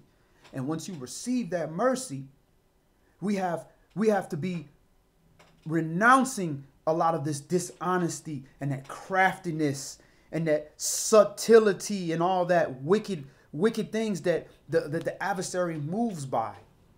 We're being told to be wise as a serpent, but harmless as a dove. Wise as a serpent means you know how a snake moves. You can see through those things, but you don't utilize those tactics. This is why they're saying point blank, we renounced these hidden things, this secret society type stuff, dishonesty, not walking in craftiness, being all slick about, man, be upfront with what you want to do. Handling the word of Elohim deceitfully, but by manifestation of the truth. Commending ourselves to every man's conscience in the sight of Elohim. Man, I can be honest with myself and my faults and in my failures, and I can stand tall in front of all men, because I know my conscience is clear. Because I'm not going to be dishonest. I'm not going to be crafty. If I'm wrong in something, I'm just wrong, and I just got to fix it. I'm not going to hide it deep in my heart and move slick like a snake so nobody knows, and trying to manipulate and do it. Man, that's wickedness. That's tactics of the adversary, the devil. And we can get so wise in this word that we become stupid, thinking that talking like this and moving like this like a snake is somehow righteous because it justifies the means. No, it's not. That's wickedness. That's you trying to take control of something instead of letting Yah's work be done. And this is what they're addressing. Go ahead. But if our good news be hid, it is hid to them that are lost, in whom the mighty one of this world has blinded the minds of them that which believe not, lest the light of the glorious good news of Mashiach, who is the image of Elohim, should shine unto them. For we preach not ourselves, but Mashiach Yeshua the Master, and ourselves your servants for Yeshua's sake. For Elohim, who commanded the light to shine out of darkness, has shined in our hearts to give the light of the knowledge of the glory of Elohim in the face of Yeshua Mashiach. But we have this treasure in earthen vessels, that the excellency of the power may be of Elohim, and not of us. We are troubled on every side, yet not distressed. We are perplexed, but not in despair. Persecuted, but not forsaken. Cast down, but not destroyed. Because we wait on Yah. Because we wait on Yah, we have the enduring spirit of the saints. This is how we could be cast down, but not, forgotten. how we can be persecuted but not forsaken, troubled on every side yet not distressed, perplexed, confused but not in despair. Because you got to shake that thing off and say, yeah, I know you know exactly what you're doing. I don't know what's going on. I can speculate what's going on, but you know what's going on and your will is going to be done. So let me focus on what I do know what's going on. I do know my actions here is off. I need to focus on that. I do know my actions here is righteous. I need to hold on to that. But all this other stuff, it ain't going to perplex me, because that's what the Most High doesn't want us to do, is to get carried away by the doctrine of the adversary, which is confusion. Stuff not going to make sense sometimes, but you got to trust Yah and say, Yah, you're going to straighten all that out. Let me focus on what does make sense, which is doing what I'm supposed to be doing. Go ahead. Verse 10, always bearing about in the body the dying of the Master Yeshua, that the life also of Yeshua might be made manifest in our body. For we which live are always delivered unto death for Yeshua's sake, that the life also of Yeshua might be made manifest in our mortal flesh. So then death works in us, but life in you. We having the same spirit of faith, according as it is written, I believed, and therefore I have spoken. We also believe, and therefore speak. Knowing that he which raised up the Master Yeshua shall raise up also us, raise up us also by Yeshua, and shall present us with you. For all things are for your sakes, that the abundant grace might, through the thanksgiving of many, rebound to the glory of Elohim. For which cause we faint not, but though our outward man perish, yet the inward man is renewed day by day. So we don't faint because we know what the end of this matter is. The same way that Yeshua died and was tortured and rose the third day, we understand that that same power that gave him life after the death is going to give us life after death, no matter what happens to our outwardly appearance. That's why we don't faint, because our spirit can go forever. The body can only go so long, but that spirit can endure forever. So if we understand that, then let me lean on the spirit. Let me lean on his spirit and his righteousness. But if I allow my flesh and my body to become in despair and to be broken down and downtrodden and getting that pity party, it's going to tear that flesh apart and it's going to destroy your spirit. Go ahead. For our light affliction, which is but for a moment, works for us a far more exceeding and eternal weight of glory. It's light affliction. These things that we go through, yeah, it seems like a lot when we're going through it, but when we look back at it, that's nothing. Look where we are. When we look at ourselves and how strong we are today and what we've overcome, we only got this strong and were able to get to this point because of the light affliction we had in the past. Some people more affliction than others. Some people stronger than others. But it all works for our glory, because we would not be here. We would not be towards the Most High if we got rewarded for all the wickedness that we used to do. And we thought it wasn't that wicked because we looking at, thank goodness I'm not like this drug dealer. Thank goodness I'm not like these murderers that I hang out with. Thank goodness I'm not like this rapist. But then the Most High said, I called you to be Kohen. I called you to be a priest. I called you to be a king. You're supposed to be the mother of many. But we worried about a murder. We worried about a Barabbas. Go ahead. While we look not at the things which are seen, but at the things which are not seen. For the things which are seen are temporal, but the things which are not seen are eternal. Amen. And I think was Gishiko made the same type of comment. We constantly looking at these things that we can see with our eyes instead of looking for the things that are spiritual. Let's go to Galatians chapter 6.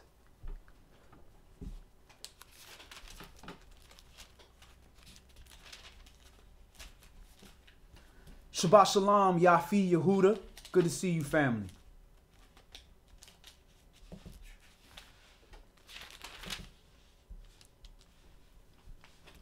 Galatians chapter 6 and verse 1. Brethren, if a man be overtaken in a fault, you which are spiritual, restore such a one in the spirit of meekness, considering yourself, lest you also be tempted. These are some very important instructions. When you are in servitude of the Most High, you're going to see a lot of things and you're going to experience a lot of things. Understanding that when 2 or 3 or more are gathered gathered in His name, He's in the midst. The Holy Spirit is there. The Spirit of Yashra'al is there. That also means the adversary, the devil, is, wait a minute. I know this person, but who is this person? They seen all these angels gathered around here. They like, oh, these people must be important. These must be some important people. Let me try to mess something up because they're going to get some good. The same thing that the government does when we try to come together. They want to break us up. They don't want us to come together. Oh, they might prosper if they come together. It's just, where you think they got that spirit from? They got that from the adversary, the devil. So the adversary does the same thing to us. They see us trying to gather together and do some righteousness and give some glory to the Most High. The devil want to get in between. He want to mess that up. So in understanding that, the more works you do, the more servitude you do, the more attacks you're going to be under. The more attacks your family's going to be under. The more attacks your wife is going to be under. Because you valuable to the Most High. You doing works. He know who you are, not because you got some big name. He know who you are because he know them spirits that's with you. He know them angels. Oh, that's a powerful angel right there. Why he with this dude? He must be important. So they're going to come at you. And we being no man having the power to retain the spirit, we're going to be in error. So what happens when we're in error? When we're in error, that means we're not with the spirit. We're without the spirit. So if you're with the spirit and your brother is without the spirit, then you got to deal with them in the spirit. The brother that is without the spirit offends against you, you can't fix that situation by offending him. You got to remain meek. You got to remain in the spirit and consider yourself. Because that same spirit that's on him, that's causing him to act behind, could jump right on you. And you thinking like, wait a minute, this brother had a great point. What happened? Now all of a sudden, this dude is acting a fool. You got to be wise to that. When you see somebody acting out of the spirit, when you say, listen, I know this is a good brother. I've worked with him. This is a good brother right here. He's usually in the spirit. Especially when people give you clues like, I'm out of the spirit. Bingo, whoa. Pay attention. But that's a test for you. Somebody out of the spirit. You can't respond to that by being out of the spirit. And I've fallen to that plenty of times. And especially when I was younger in my walk. Because I'm stuck on who's right and who's wrong. At the end of the day, we both wrong. How are we both wrong? Because we both been in error. So it doesn't matter whether you wrong or right now. What matters is how are we going to right the situation? And the only way to right the situation is somebody needs to be in the spirit. So you can't take these things personal when they start to attack you. Yahshua told you this was going to happen. This is how you know you're doing something right. When they attack you for no reason. Deal with them in the spirit. Stay meek. With all your power you can. That person blows up on you, does all this and does that, tries to embarrass you. Stay in the spirit. Don't take it personal. Recognize what you're dealing with. You're dealing with the spirit. And you may be able to calm that spirit down. And once you calm it down, then you realize what kind of power you have. What you think is more powerful, light or darkness? What's more powerful? Light, of course. Light is more powerful. So you're going to say, oh, let me put this lampshade on right quick. Let me tell you something. That ain't going to solve the problem. What it does pleases that flesh, though. Go ahead. Bear you one another's burdens and so fulfill the law of Mashiach. Bear you one another's burdens. You are burdened by him carrying that wicked spirit. You are burdened by that. Carry the burden. Hey, bruh. Listen. How can we fix this? Calm down. What's going on? Let's talk. Let's get in the scriptures. Let's use the scriptures. Let's deal with it this way. Yahshua said this is how we deal with the problem. Let's bring the spirit into the situation and see if we can calm this down. It ain't always going to happen. Because sometimes people not going to be honest. But you gave your best attempt. At least that spirit didn't jump on you. And the angels see that. The messengers go back and say, hey, your servant, he tried to handle it spiritually. Go ahead. For if a man think himself to be something when he is nothing, he deceives himself. And that's That right there is the issue with haughtiness. When you think you something, you are nothing. I'm talking to me. You are nothing. Absolutely nothing. We read what we are. Grass.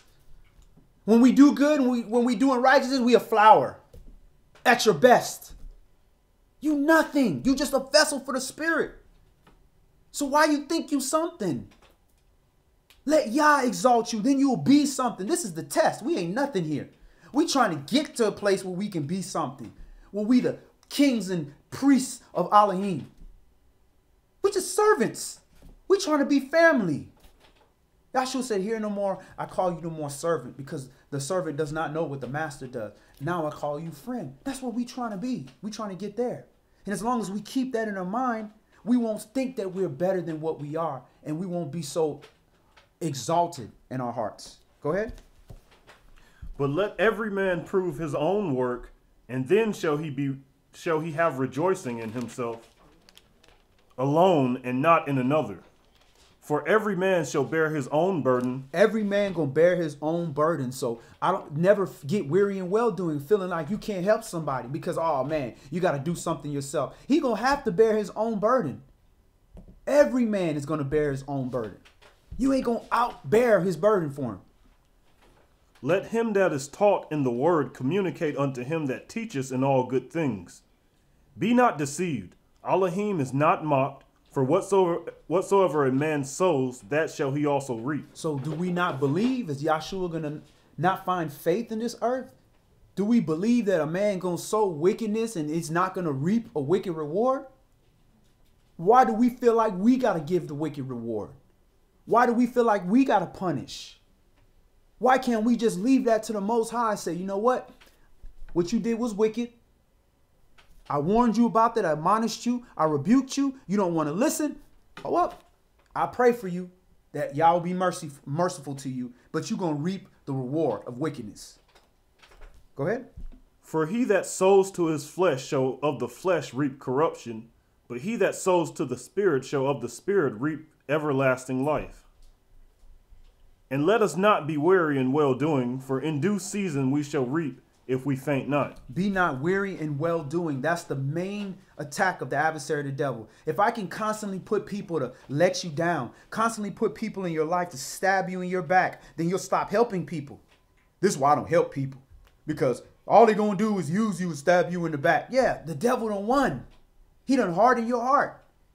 At the end of the day, you can help 1,000 people and all 1,000 people could turn their back on you. Who going to help you? Who gonna help you? The Most High. Y'all gonna help you. I don't need your help. Who you think put me in a position to help 1,000 people? Y'all put you in that position. But we always looking to get it back from the same person that gave it to us. Y'all gonna help you. Y'all don't need your money. So when he's asking you to give unto him, he don't need you to give to him. He good. What you gonna give him? If he was hungry, he gonna ask you to feed him? No, you give it to his people. And how he repays you, he repays you. Go ahead. As we have therefore opportunity, let us do good unto all men, especially unto them who are of the household of faith. Especially to the household of faith. Do good to all men, but those that work in the word, you definitely want to do good to them. So when you have a brother who has been overtaken in a fault, you don't cast him away because of that fault. He's a household of faith. He's a worker. What about the 10,000 other good things the brother done did? You don't just cast them away because of that one thing that they do wrong. You can't accept it. But consider that. Do good unto all men, especially to them of the household of faith. So that means those that work and serve with you, you go an extra layer for them. Because they're of the household of faith. Go ahead. You see how large a letter I have written unto you with my own hand. As many as desire to make fair show in the flesh, they constrain you to be circumcised, only lest they should suffer persecution for the sake of Mashiach. For neither they themselves who are circumcised keep the law, but desire to have you circumcised, that they may glory in your flesh. So you got people that do things just for their own glory, to be like, look at all this that I amassed. I amassed all these things right here so they can glory in the flesh. But they themselves not keeping the law. So in this situation, it's talking about these same people trying to get Gentiles to be circumcised when the Gentiles are not of the seed of Eber. These Gentiles, these Greeks, they're not of the seed of Eber. They're not the seed of Abraham. Circumcision wasn't given unto them. But they want all these people to get circumcised, talking about they need to keep the law. But these are the same people that not doing animal sacrifices. Oh, so you want them to do this blood covenant and do all this Old Testament law, but then you not keeping that law. Why? Because you covered under Mashiach. So if you covered under Mashiach and you ain't got to do animal sacrifices, why does Gentile got to get circumcised when he's also being covered by the Mashiach? Oh, you want to do that so you can be like, yeah, I got all these Gentiles to circumcise themselves. Look at all these people I got followed. That's for the flesh. Instead of focusing on, hey, look at all these Gentiles that are not serving Yah, that are not keeping the commandments, now eating healthy, that are now doing good service of the Most High. Now you want all that carnal glory. Go ahead. But certainly not that I should glory, save in the stake of our master Mashiach, Yahshua Mashiach, by whom the world is impelled unto me, and I unto the world. For in Mashiach Yahshua neither circumcision avails anything, nor uncircumcision, but a new creature. And as many as walk according to this rule, peace be on them, and mercy, and upon the Yashra'al of Yahweh. From henceforth let no man trouble me, for I bear in my body the marks of the Master Yahshua. Brethren, the grace of our Master Yahshua Mashiach be with your spirit. Amen. All right, so it says, verse 16, as many as walk according to this rule.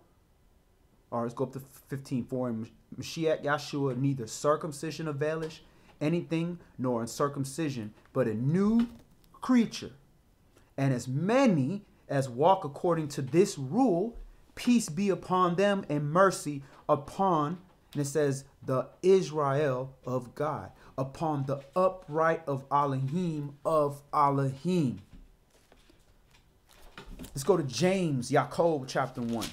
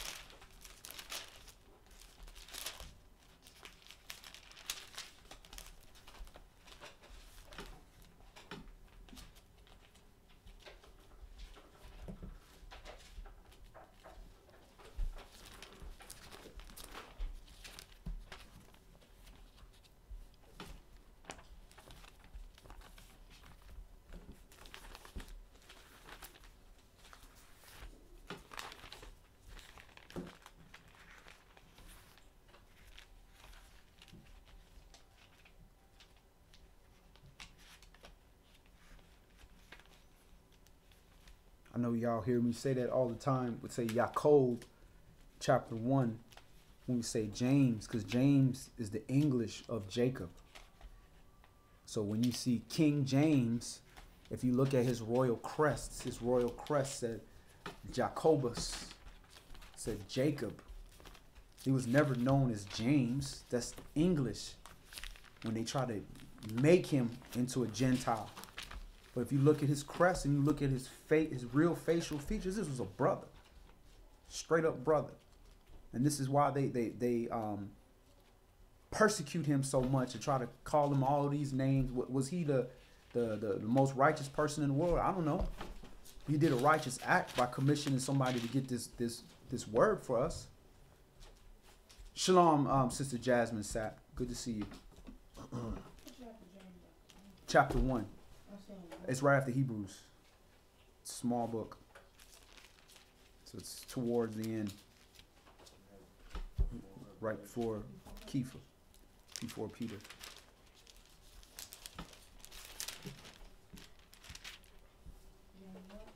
Chapter 1.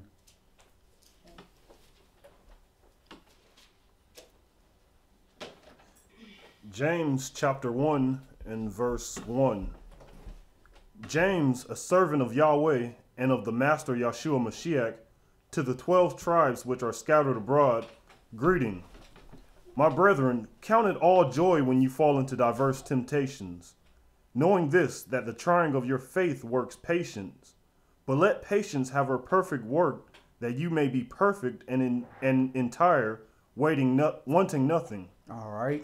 So count it all joy when you fall into diverse temptations, knowing this, that the trying of your faith works patience. All these things are happening for a reason. Now, you can't continue to allow the reason always to be is because you keep doing foolishness. Eventually, you have to get to the point where, okay, you have stopped doing foolishness and now you're getting more advanced tests to show you more about yourself that you didn't know, to show you more about good things about yourself that you need to focus on. But all these things work patience because there's going to be things going on in your walk and in your life that you just don't understand why. Why is this happening? It just doesn't make sense. In proper time, the understanding is going to come to you. And the answer is always going to be the same. All things work for the glory of the Most High. Go ahead. If any of you lack wisdom, let him ask of Elohim that gives to all men liberally and upbraids not, and it shall be given him. So don't go ask a man for wisdom. Go ask Yah and he will send the right person to you. Or you will allow you to seek the right person. Go ahead. But let him ask in faith, nothing wavering, for he that wavers is like a wave of the sea, driven with the wind and tossed. For let not that man think that he shall receive anything of Yahweh. A double-minded man is unstable in all his ways. A double-minded man is unstable in all his ways. You can't be wavering. Once you make up your decision, I'm going to serve the Most High, you just got to go. And when you mess up, hey, I ain't going to waver. I messed up. Let me get up. Let me wipe myself off. Let me keep going. I'm not going to, should I serve the Most? No, keep going. Believe. Even if you don't know if you go in the right direction. Believe that Yah is going to guide you. He's got angels that before you to lead you and keep you in the way. But you can't let all the seeds of doubt come in your head. You got to fight that off. You got to ignore that. Doesn't mean you ignore the important things that you got to take care of in your life, by no means. But you can control those things. Focus on those things and keep walking. Go ahead. Let the brother of low degree rejoice in that he is exalted, but the rich in that he is made low, because as the flower of the grass he shall pass away. For the sun is no sooner risen with a burning heat, but it withers the grass, and the flower thereof falls, and the grace of the fashion of it perishes, and so also shall the rich man fade away in his ways. Blessed is the man that endures temptation, for when he is tried, he shall receive the crown of life, which Yahweh has promised to them that love him. Let no man say when he is tempted, I am tempted of Elohim, for Elohim cannot be tempted with evil, neither tempted he any man. But every man is tempted when he is drawn away of his own lust and enticed. All right, so Elohim does not tempt any man, and that's the problem with English. You'll see that word, and he tempted, and this, that. No, the proper word is prove. Yahweh will prove you, but he's not going to tempt you. He doesn't want you to fall into some wickedness. That's what the devil does. That's what the adversary does. But y'all allow that because he said, oh, my servant shouldn't be falling to these simple tricks. But it's your flesh that's tempting you. Go ahead. Then, when lust has conceived, it brings forth sin, and sin, when it is finished, brings forth death. Do not err, my beloved brethren. Every good gift and every perfect gift is from above, and comes down from the Father of lights, with whom is no variableness, neither shadow of turning. All right, so every good gift and every perfect gift is from above. The question is, when you receive the good gift, are you going to deal with it properly? When you have a gift of the Most High, there's many gifts. We read it in Corinthians, it talks about all the different gifts that people can get, but you're going to deal with it properly. Are you going to use it to lord over people? When we came into this world, we were given a lot of gifts. Some of them carnal, some of them spiritual, and we use them for the wrong reasons. And we got a bunch of problems. Does that mean the devil gave us that gift? No, we took a good gift from the Father and we messed it up. So we got to recognize when the Father gives us a gift, and we have to learn how to walk and deal with those gifts. And some of the best gifts you have are the people that are around you. Those are great gifts. Those are people to help you if you're going to stumble. But are you going to utilize that properly? Go ahead. Of his own will begat he us with the word of truth, that we should be a kind of first fruits of his creatures. Wherefore, my beloved brethren, let every man be swift to hear, slow to speak, slow to wrath. That's that hard part, that last part. Slow to wrath. Slow to speak is hard too, because we always got something to say. But if you can pick one of them, slow to wrath. Because when you're wrathful, that's when you ain't slow to speak. You ready to go. So we got to work on that wrath. We got to work on that fire that's boiling in us. Because when that fire is boiling in us, 9 times out of 10, it's got to do with some kind of pride issue. And everybody has pride. That's not a man or woman thing. Go ahead. For the wrath of man works not the righteousness of Elohim. Wherefore lay apart all filthiness and superfluity of naughtiness, and receive with meekness the engrafted word, which is able to save your souls. But be you doers of the word, and not hearers only, deceiving your own selves. For if any be a hearer of the word, and not a doer, he is like unto a man beholding his natural face in a glass. For he beholds himself and goes his way, and straightway forgets what manner of man he was. Don't forget what manner of man you are. You know you are imperfect. So you need to remember those imperfections so you can work on it. When you know that, okay, you got, one of my rims, it leaks. So I don't forget that. If I forget that, I'll drive and all of a sudden my tire be flat. You got to remember that. I gotta work on that. I got to keep putting air in it. I got to take it to the rim shop so they can fix it. So it's the same thing in our lives. If you know you got a problem, don't because you want to look holier than you are, act like it's not an issue, or ignore it because somebody else whole front end is hanging off their car. Their whole front end is hanging off their car, but is that going to get you to point A to point B if you ain't got no air in your tire? That ain't got nothing to do with your car. It might affect you. You got to ride with them sometimes, but you got to remember what kind of man you are, what kind of woman you are, which is a flawed individual, which is seeking perfection. If you're seeking perfection, if you remember that, then you can be humble enough to accept somebody else's imperfection, to bear somebody else's burden when they're out of order. And when you're able to do that, doesn't necessarily mean you can help the person, but at least you won't make the situation worse by going to war with somebody that's already at war with themselves. Go ahead. But whoso looks into the perfect law of liberty and continues therein, he being not a forgetful hearer, but a doer of the work, this man shall be blessed in his deed. If any man among you seem to be religious, and bridles not his tongue, but deceives his own heart, this man's religion is vain. Now that right there was one of the hardest cuts in this word that many of us had to take.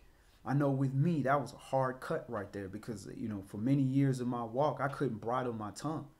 I could not stop from telling somebody about themselves because nobody had a problem telling me about me. So why should I have a problem telling you about you? But we got to learn about timing of things.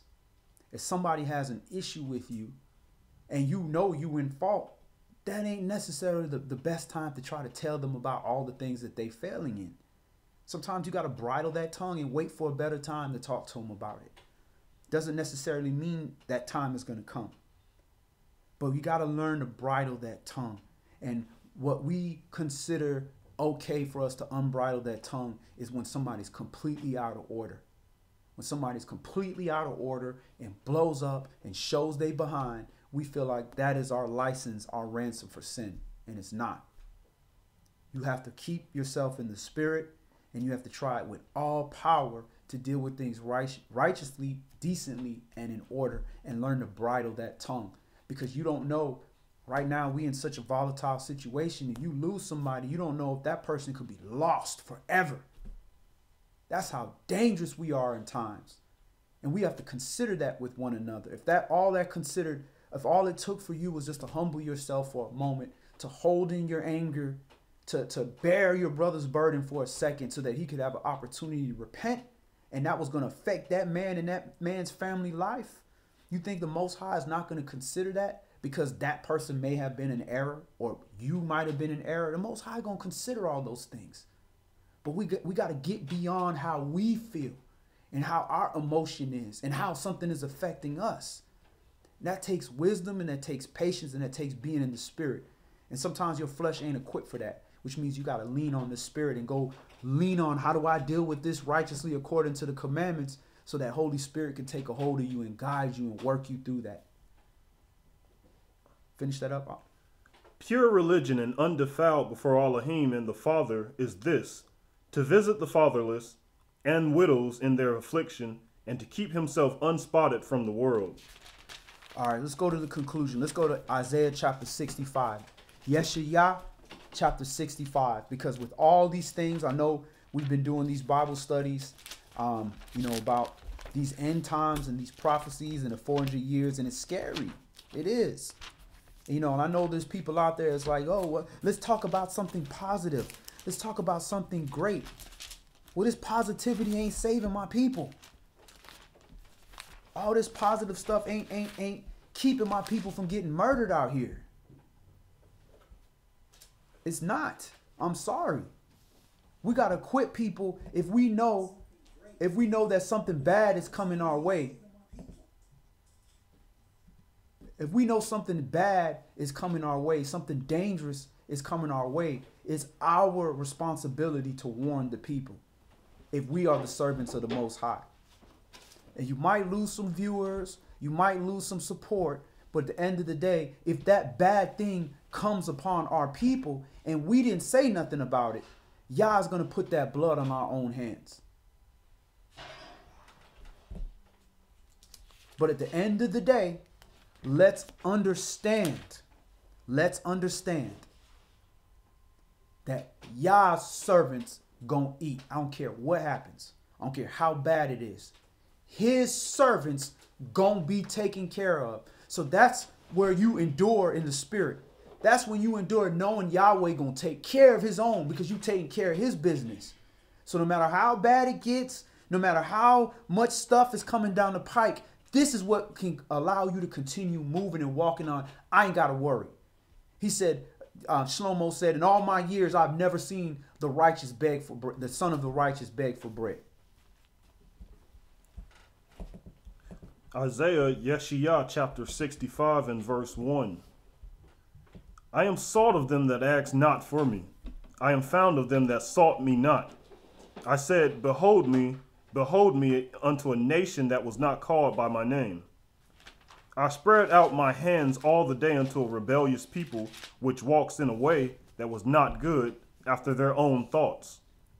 A people that provokes me to anger continually to my face, that sacrifices in gardens, and burns incense upon altars of brick, which remain among the graves and lodge in the monuments, which eat swine's flesh, and broth of abominable things in their vessels, which say, stand by yourself, come not near to me, for I am holier than you.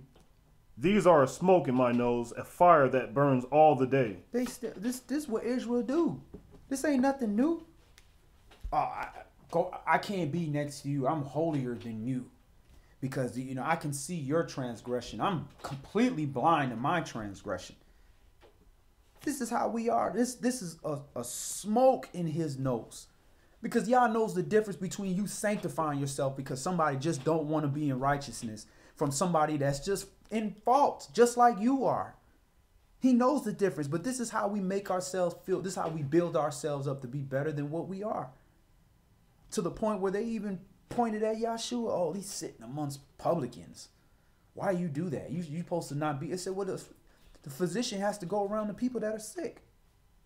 Go ahead.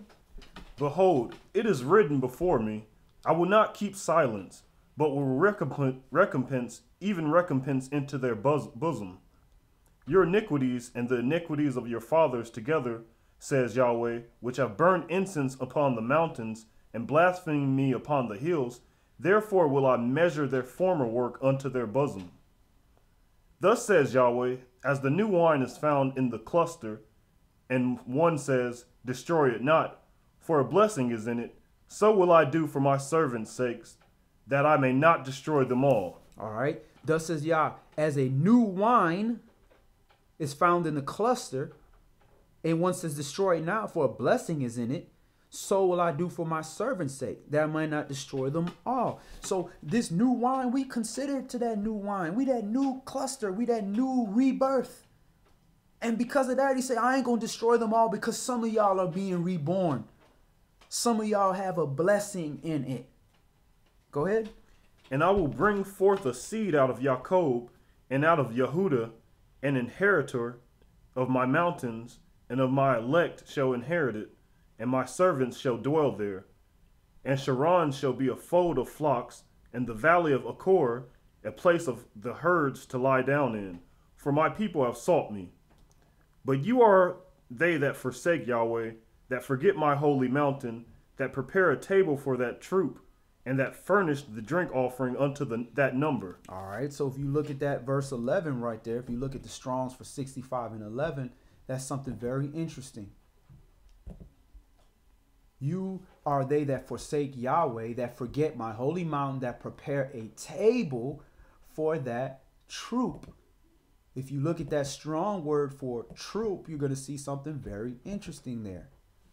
It's H1409, and it's God.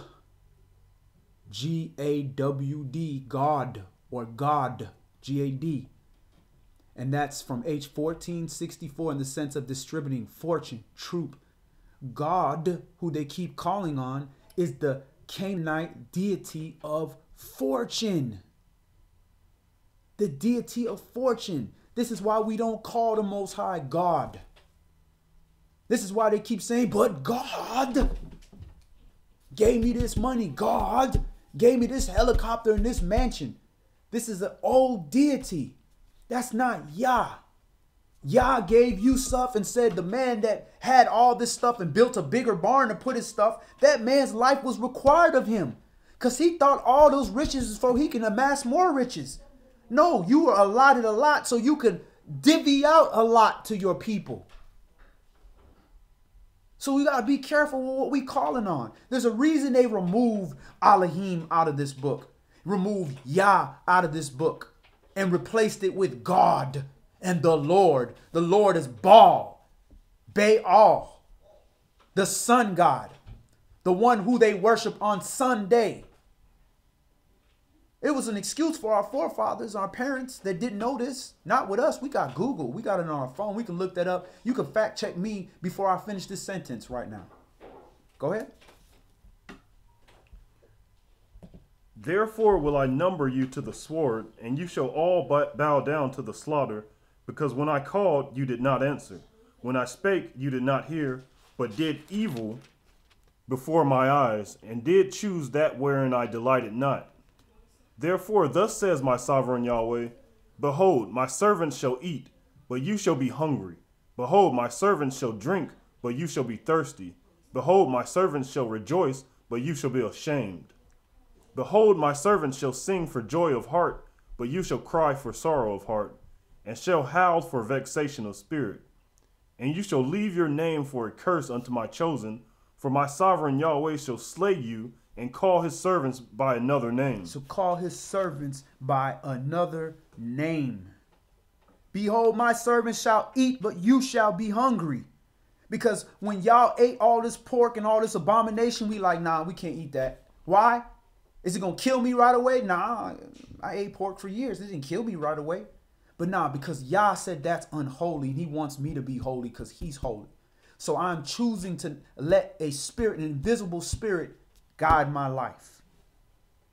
Behold, my servants shall drink, but you shall be thirsty. Because when we offered you that living water, this word, Hamashiach, you rejected it. Because everybody else doing it. Not because it was so horrible to you. No, because everybody else is doing that. Why do I got to do this? Just like with my daughter today. I asked her, I said, they having their birthday parties on Sunday? Nah, they ain't doing that. Why? Because they mommy and daddy going to worship Baal on that day.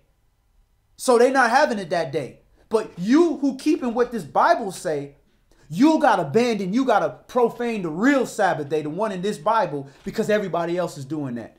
What kind of example is that as a parent? I'm teaching you that, you know, it's okay because everybody else is doing it. That's the Santa Claus doctrine. It's okay. It's okay to lie because it's nice. No. Behold, my servant shall rejoice, but you shall be ashamed. Because while y'all rejoicing, Merry Christmas, Happy New Year, we ashamed.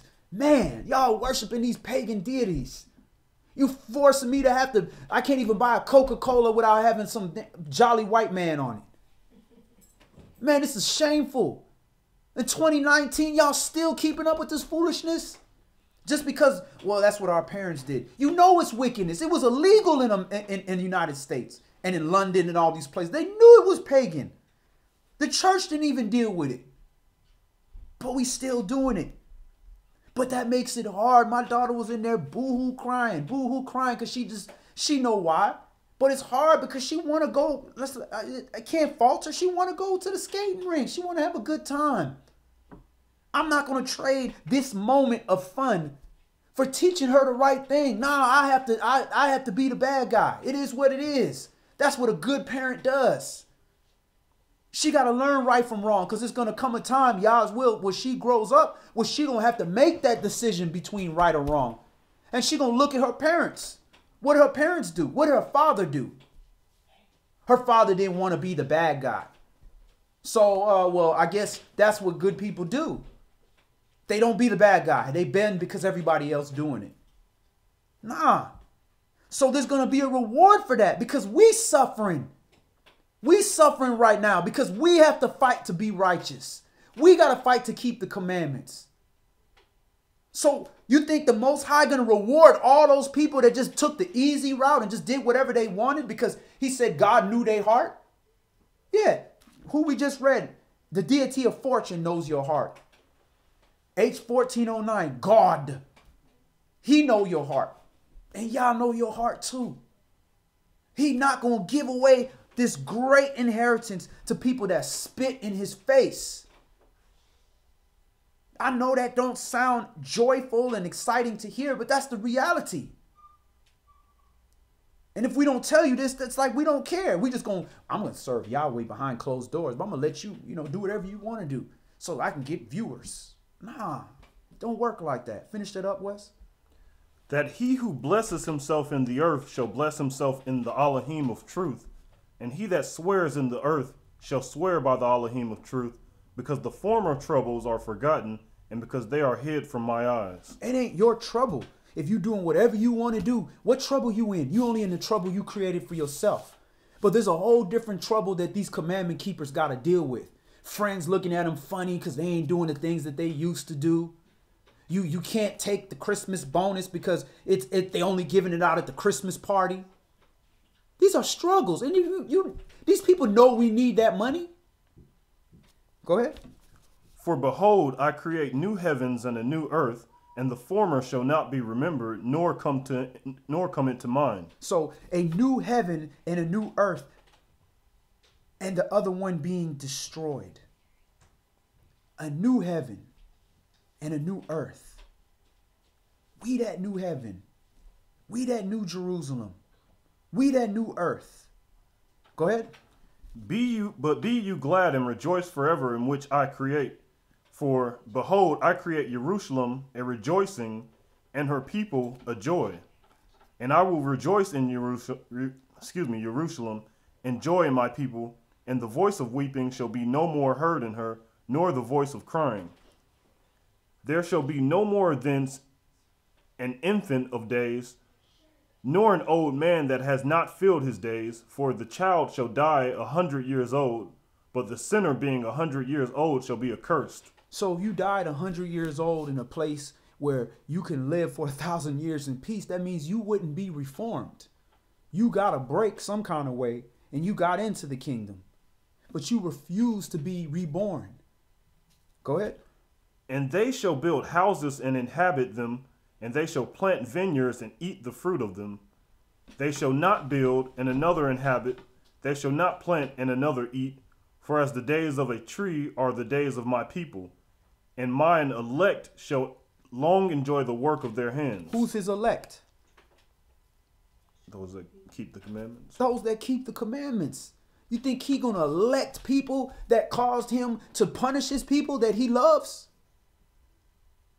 They not preparing us for this.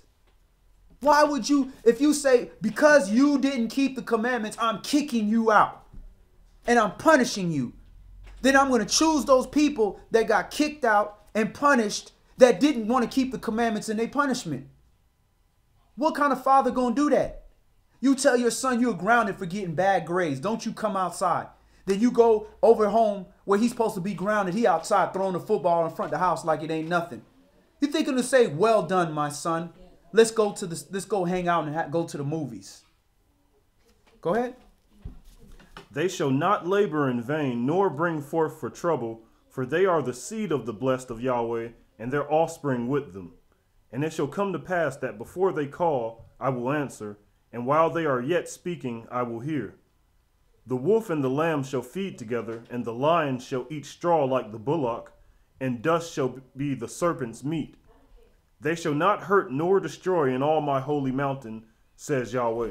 Again, looking at the beginning and looking at the end, things are going to go right back to how they used to be before there was no need for the law of sin and death, where there had to be blood for atone for sin. So it goes back to the days when the wolf ate straw.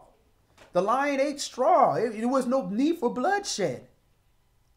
But he's not going to put a people in there that shed their own blood. Because you shedding your own blood when you decide to go against the Most High. Because the only way to atone for the sinner is the blood of the sinner. The grace was that he allowed something else to die for us. Eventually that grace is going to end.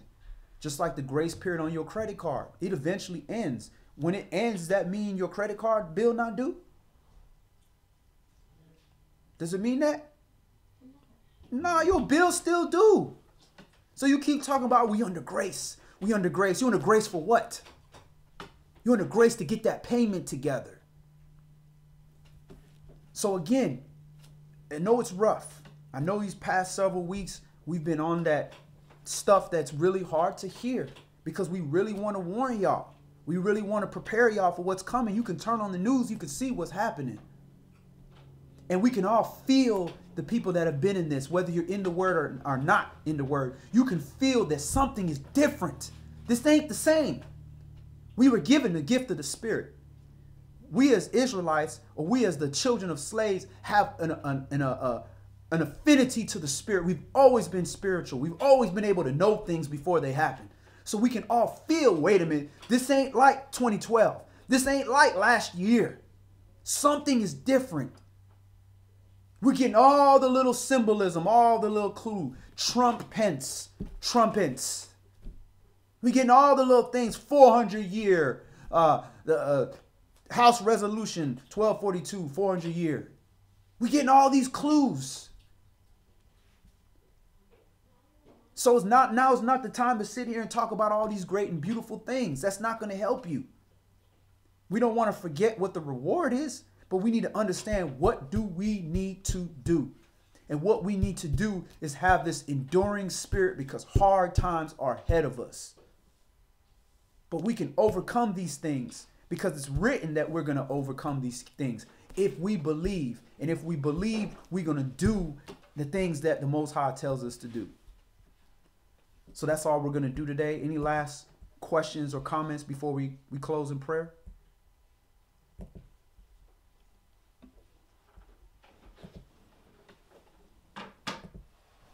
All right. Let's go ahead and end in prayer. All brothers remove their head coverings, and all sisters pray with their heads covered.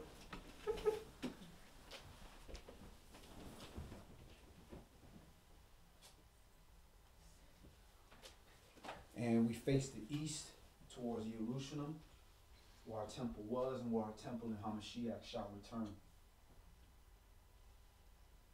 Abba Father, Yahweh, Elohim, the Allah of Abraham, Yashak, and Yaakov. Covenant Father, Elohim of Yashra'al. Once again, thank you so much, Yah, for allowing us to come together, Yah, on your Sabbath day, Yah, in peace. For we understand, Yah, whether it be our time or a time of our children in the future, that there's going to be coming a time when it's going to be at the threat of death if we come together and try to keep your commandments, Yah. So we're thankful we're in this part right now where we're able to do this willfully and peacefully, Yah. For just like in history, those times were, according to your scriptures, those times are coming when the household of faith will be persecuted. So we really appreciate the opportunity to come together, Yah. And we ask, Yah, once again, where 2 or 3 or more are gathered in his name, there he is in the midst. We ask according to his spirit, and we ask according to the Ruach HaKodesh, that you please forgive us of our sins and trespasses, for we know we can't cleanse ourselves, Yah. Only you can clean us up and clean our hearts and wipe away our sins.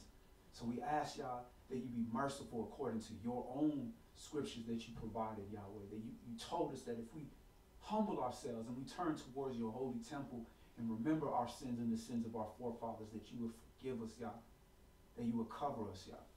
So we ask you as we come in these tumultuous times that are now and ahead of us, Yah, that you strengthen us, that you strengthen our spirit, Yah, that you don't allow us to get weary in well-doing, that you give us the spiritual energy to continue on, for we are being attacked of all sides, Yah, some of us more than others. But we ask that you strengthen us, Yah. We ask that you open the eyes of your servants that truly are out here trying to serve, but maybe in their faults, that you open their eyes, Yahweh. Allow them to see themselves and not forget their image in the mirror, Yah. For we know now is not the time to be falling away, Yah. So we ask that you always provide a servant, Yah, to reach a hand into all of us when we be falling, to help us get back up. We ask, Yah, that you allow your spirit of understanding and your spirit of mercy and your spirit of wisdom and knowledge, Yahweh, to reside with us, not only on Shabbats, but as we walk through this darkness out here in this earth, Yah. We ask that you allow us to be a light amongst our people, as well as the Gentiles and the nations, the Goyim that are about us, Yah. Yah, we ask that you strengthen our spirit, Yah, that our faith be found worthy, Yah, and that our works be accepted of you, Yah. And that you show us our own error, that you don't give us eyesight to just see everybody else's fault, but allow us to see ourselves clearly so we can willfully make those changes that we need to make, Yah. Yah, we ask these things not only for us, but we ask these things for all your children across the 4 corners of the earth that gather in your name, Yahweh, to keep your commandments. Yah, these things we ask and pray through your holy, humble, anointed Son, Yahshua HaMashiach. Amen. Amen.